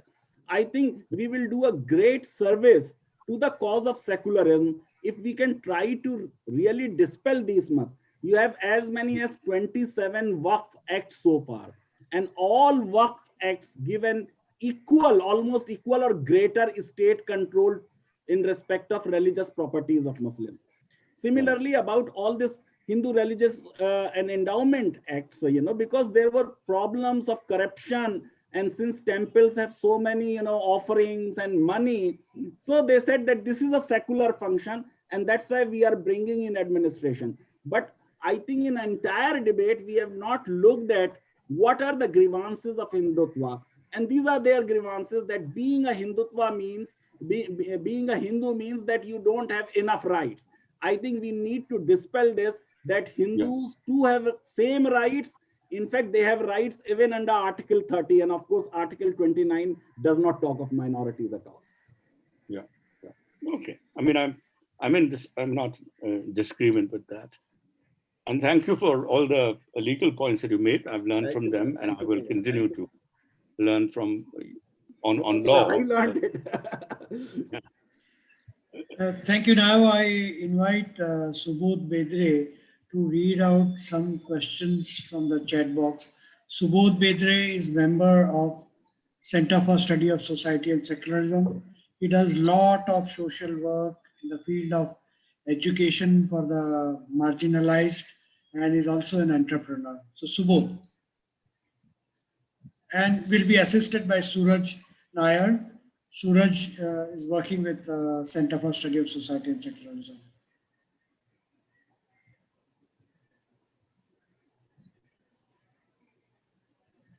Subodh?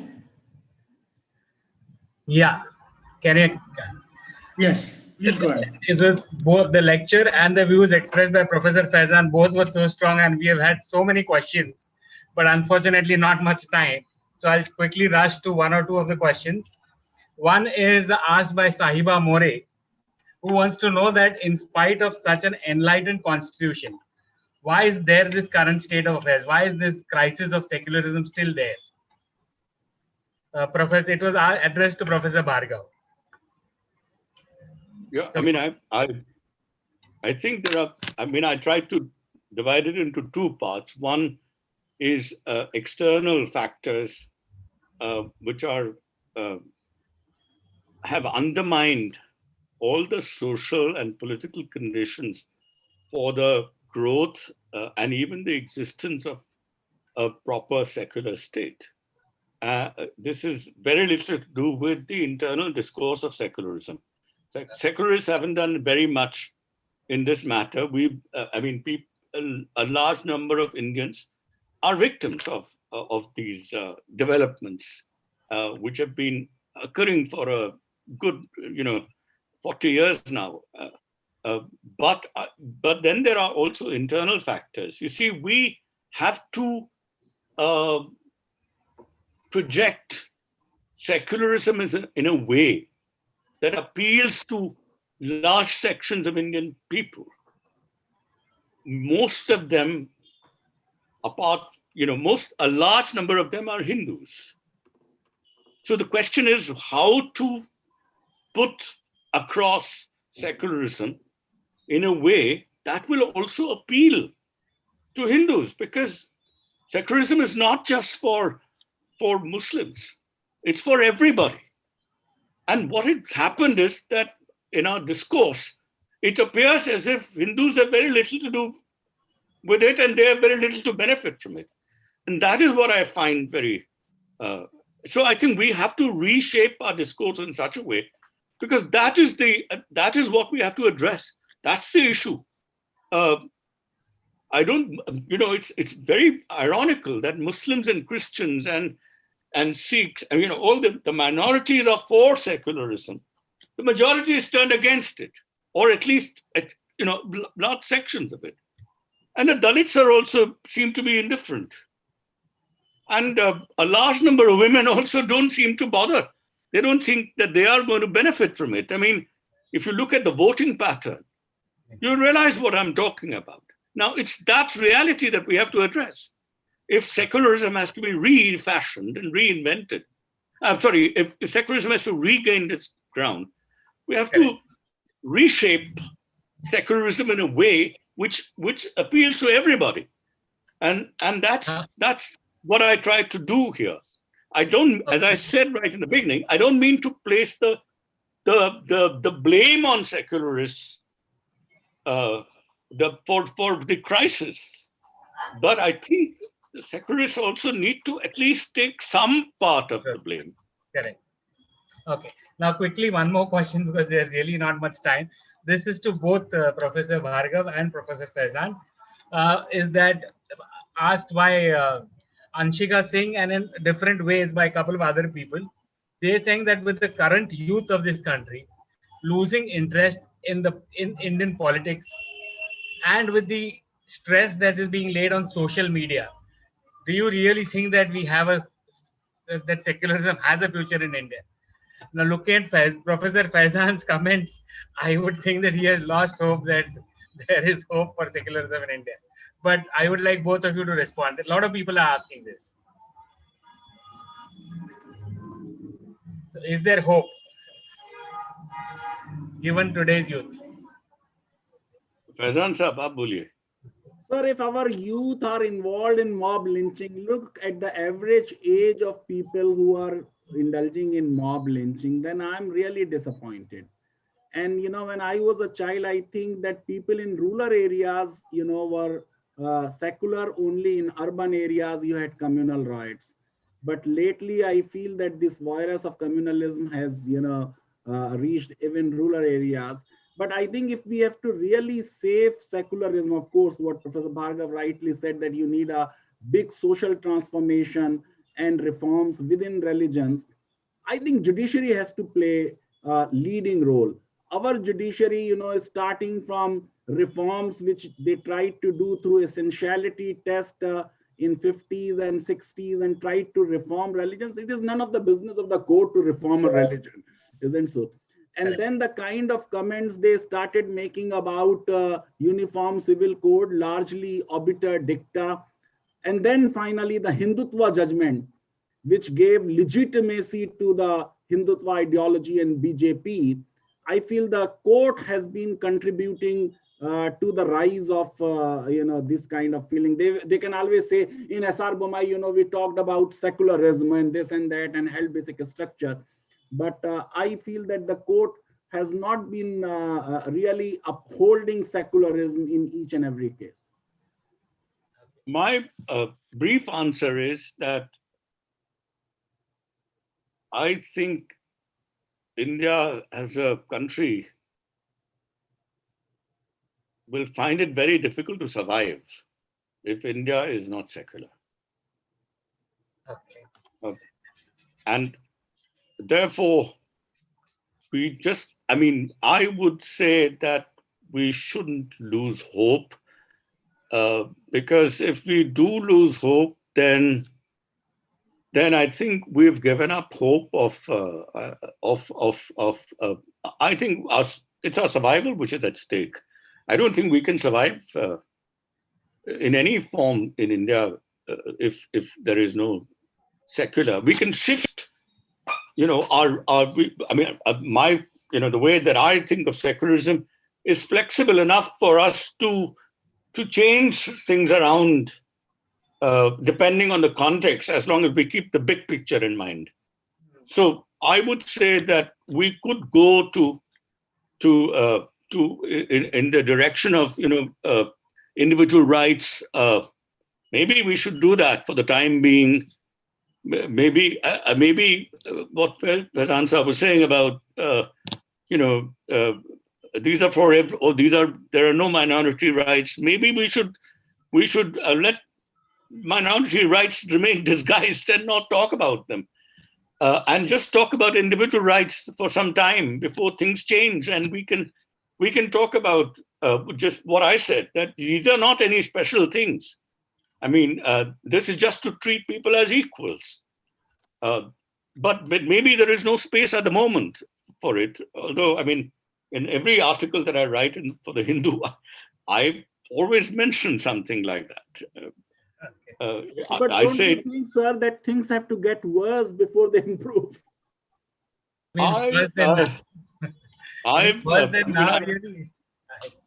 I mean, if things go really, we are talking about something which would be really disastrous. I mean, we are already in what you said. It's practically, we're living in practically a Hindu Rashtra.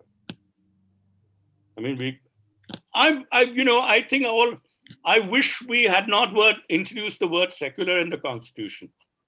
Secularism is distributed.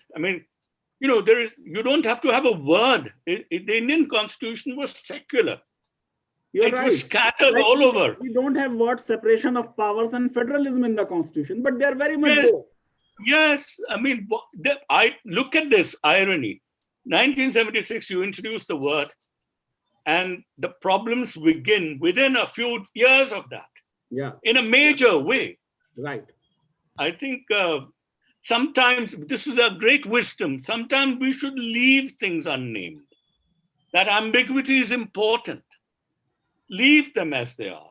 I think there was a wisdom in not having the word secular in the Constitution. Right, right. And I think the introduction of that word has ruined many things. True. Don't have to make everything explicit. I agree. So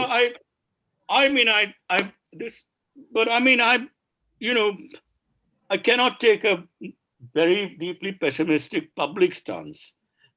Privately, Faizan Sahab, I will sit with you someday and we will talk about what we think about the present situation. I'm sure everybody will agree.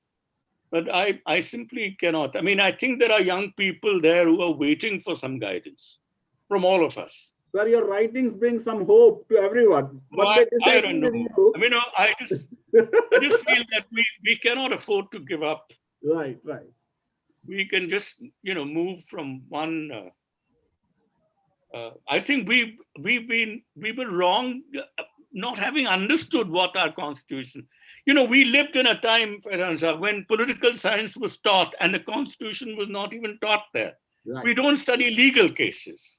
Right. We have no risk. We've had a tradition of not respecting the constitution by the left and by the right. We've been taking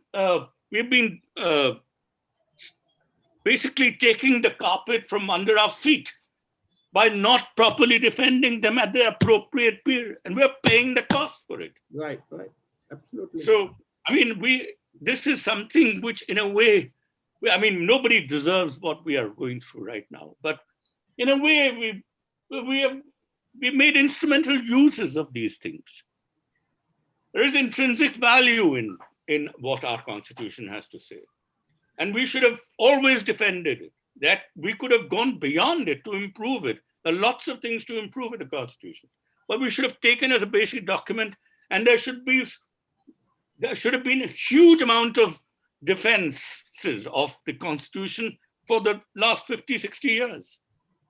I was surprised that in a moral defense of the constitution, maybe I'm completely wrong about this, but a proper moral defense of the constitution, apart from Granville Austin and so on, but from a political theorist, that edited book which had all these people, all the political theorists, that was the first of its kind. This was in 2003-04. Why did it take us so long? So we are guilty. Many of us we have not done justice to some of the things that our founders had laid for us. And we are paying the price for it. We moved away from some of those things. Correct. Thank you so much, Professor. Now I would like to invite Professor Farooq Waris to propose a formal thank you. May I say just one sentence? Both the presentations were very erudite. Although there are many questions in the chat box, if you revisit this video on the Facebook page of Center for Study of Society and Secularism, you might get your answers by seeing this once again and thinking for yourself. Both presentations were very erudite, and thank you. We have hope and also a direction in which we should go ahead. We have both the presentations helped us reflect where we went wrong, where the secularists went wrong and made mistakes, and hopefully will overcome. We have bottomed out, and from now on there is road ahead to secularism and good future of India. Thank you both from the bottom of my heart. And we now invite Professor Farooq Waris. She is retired principal of Burhani College, professor of history, and also member of Indian Muslims for Democracy. And she often speaks as a guiding light of Indian Muslims for Democracy. And she's board member of Center for Study of Society and Secularism. Professor Farooq Waris.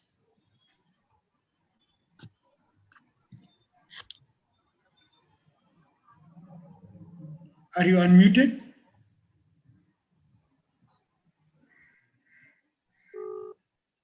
Professor Waris? Suraj? Yeah, I've made her the co-host. Let me check once. Professor? Unmute.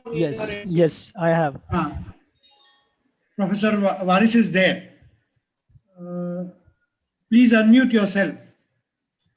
Professor Waris, Please. you are the co-host. You could unmute. You are co-host. You can unmute yourself. Yes. I think. Yes, we can hear you. Yes, I think I can be heard now. Yes. Yes. Absolute intellectual ecstasy. Absolutely. But let me put it in a more structured way. What is required, vote of thanks is required to say that it is, I'm here, I'm Farooq Waris, Adab to everybody, and I'm speaking on behalf of Center for the Study of Society and Secularism. It is my great pleasure and honor to thank Professor Rajeev Bhargava for his brilliant deliverance on Does Indian Secularism Have a Future? On the occasion of 16th Dr. Asghar Ali Engineer Memorial Lecture. The session was aptly, very nicely chaired by Professor Faizan Mustafa. I would also like to thank in the same esteem the director of CSSS, Janab Irfan Engineer Saab, who manages to invite scholars par excellence year after year, which aptly honors the legendary scholarship of his father, Dr. Asghar Ali Engineer. A big thanks to MS Sandhya Matre, Neha Dhabare, Suraj Nair, and the support techno team of CSSS, without whose enthusiastic assistance we wouldn't have been able to have for some 400 participants and very actively participating. I'm also obliged to each and every participant who's present here. Your participation and suggestions always help us. A big thank you to the managing committee and their knowledgeable inputs, which mainly contributed to the large viewership of this great session. Just one or two lines in the end. Both the presentations were fantastic. I don't have expressions enough to put my thoughts into words. Little depressed with what Faizan Mustafa Saab said. I think I'm much older to you, and I am really hopeful that if we, the people, the citizens of India, have the moral will, we can protect our secularism. We don't have to give up hopes. I come from the Hindi belt of Lucknow, Aligarh, and Allahabad, where, as Dr. Professor Rajeev Bhargava said, there is more of intra communalism, intra caste biases than inter. In fact, all through my schooling, which was 50s and 60s, I did not hear so much of Muslims being targeted as the lower caste communities were targeted. So let's not lose hope. Let's still be certain about where we are. It's like, in the end, I'll say it's like when dowry was banned, nobody has stopped giving dowry, but our hands are empowered, strengthened. If we don't want to give it, we always use the ban, the name of the ban. So let secularism live its life. Let secularism remain where it is, and not think of India without secularism added there. Thank you so much. Thank you, everybody. Thank you. Thank you. Thank you very much. Irfan Saab, I'd like to have all the questions and comments if there is. Yes, yes, we'll share it with you. We'll definitely share it with you. Thanks. We have saved it and can mail it. Yes, yes, the entire chat box is saved, and there are glowing tributes to both the presentations. Thank you. Thank you. Yeah. Thank you, sir. Thank you very much. Bye-bye. Bye. Bye.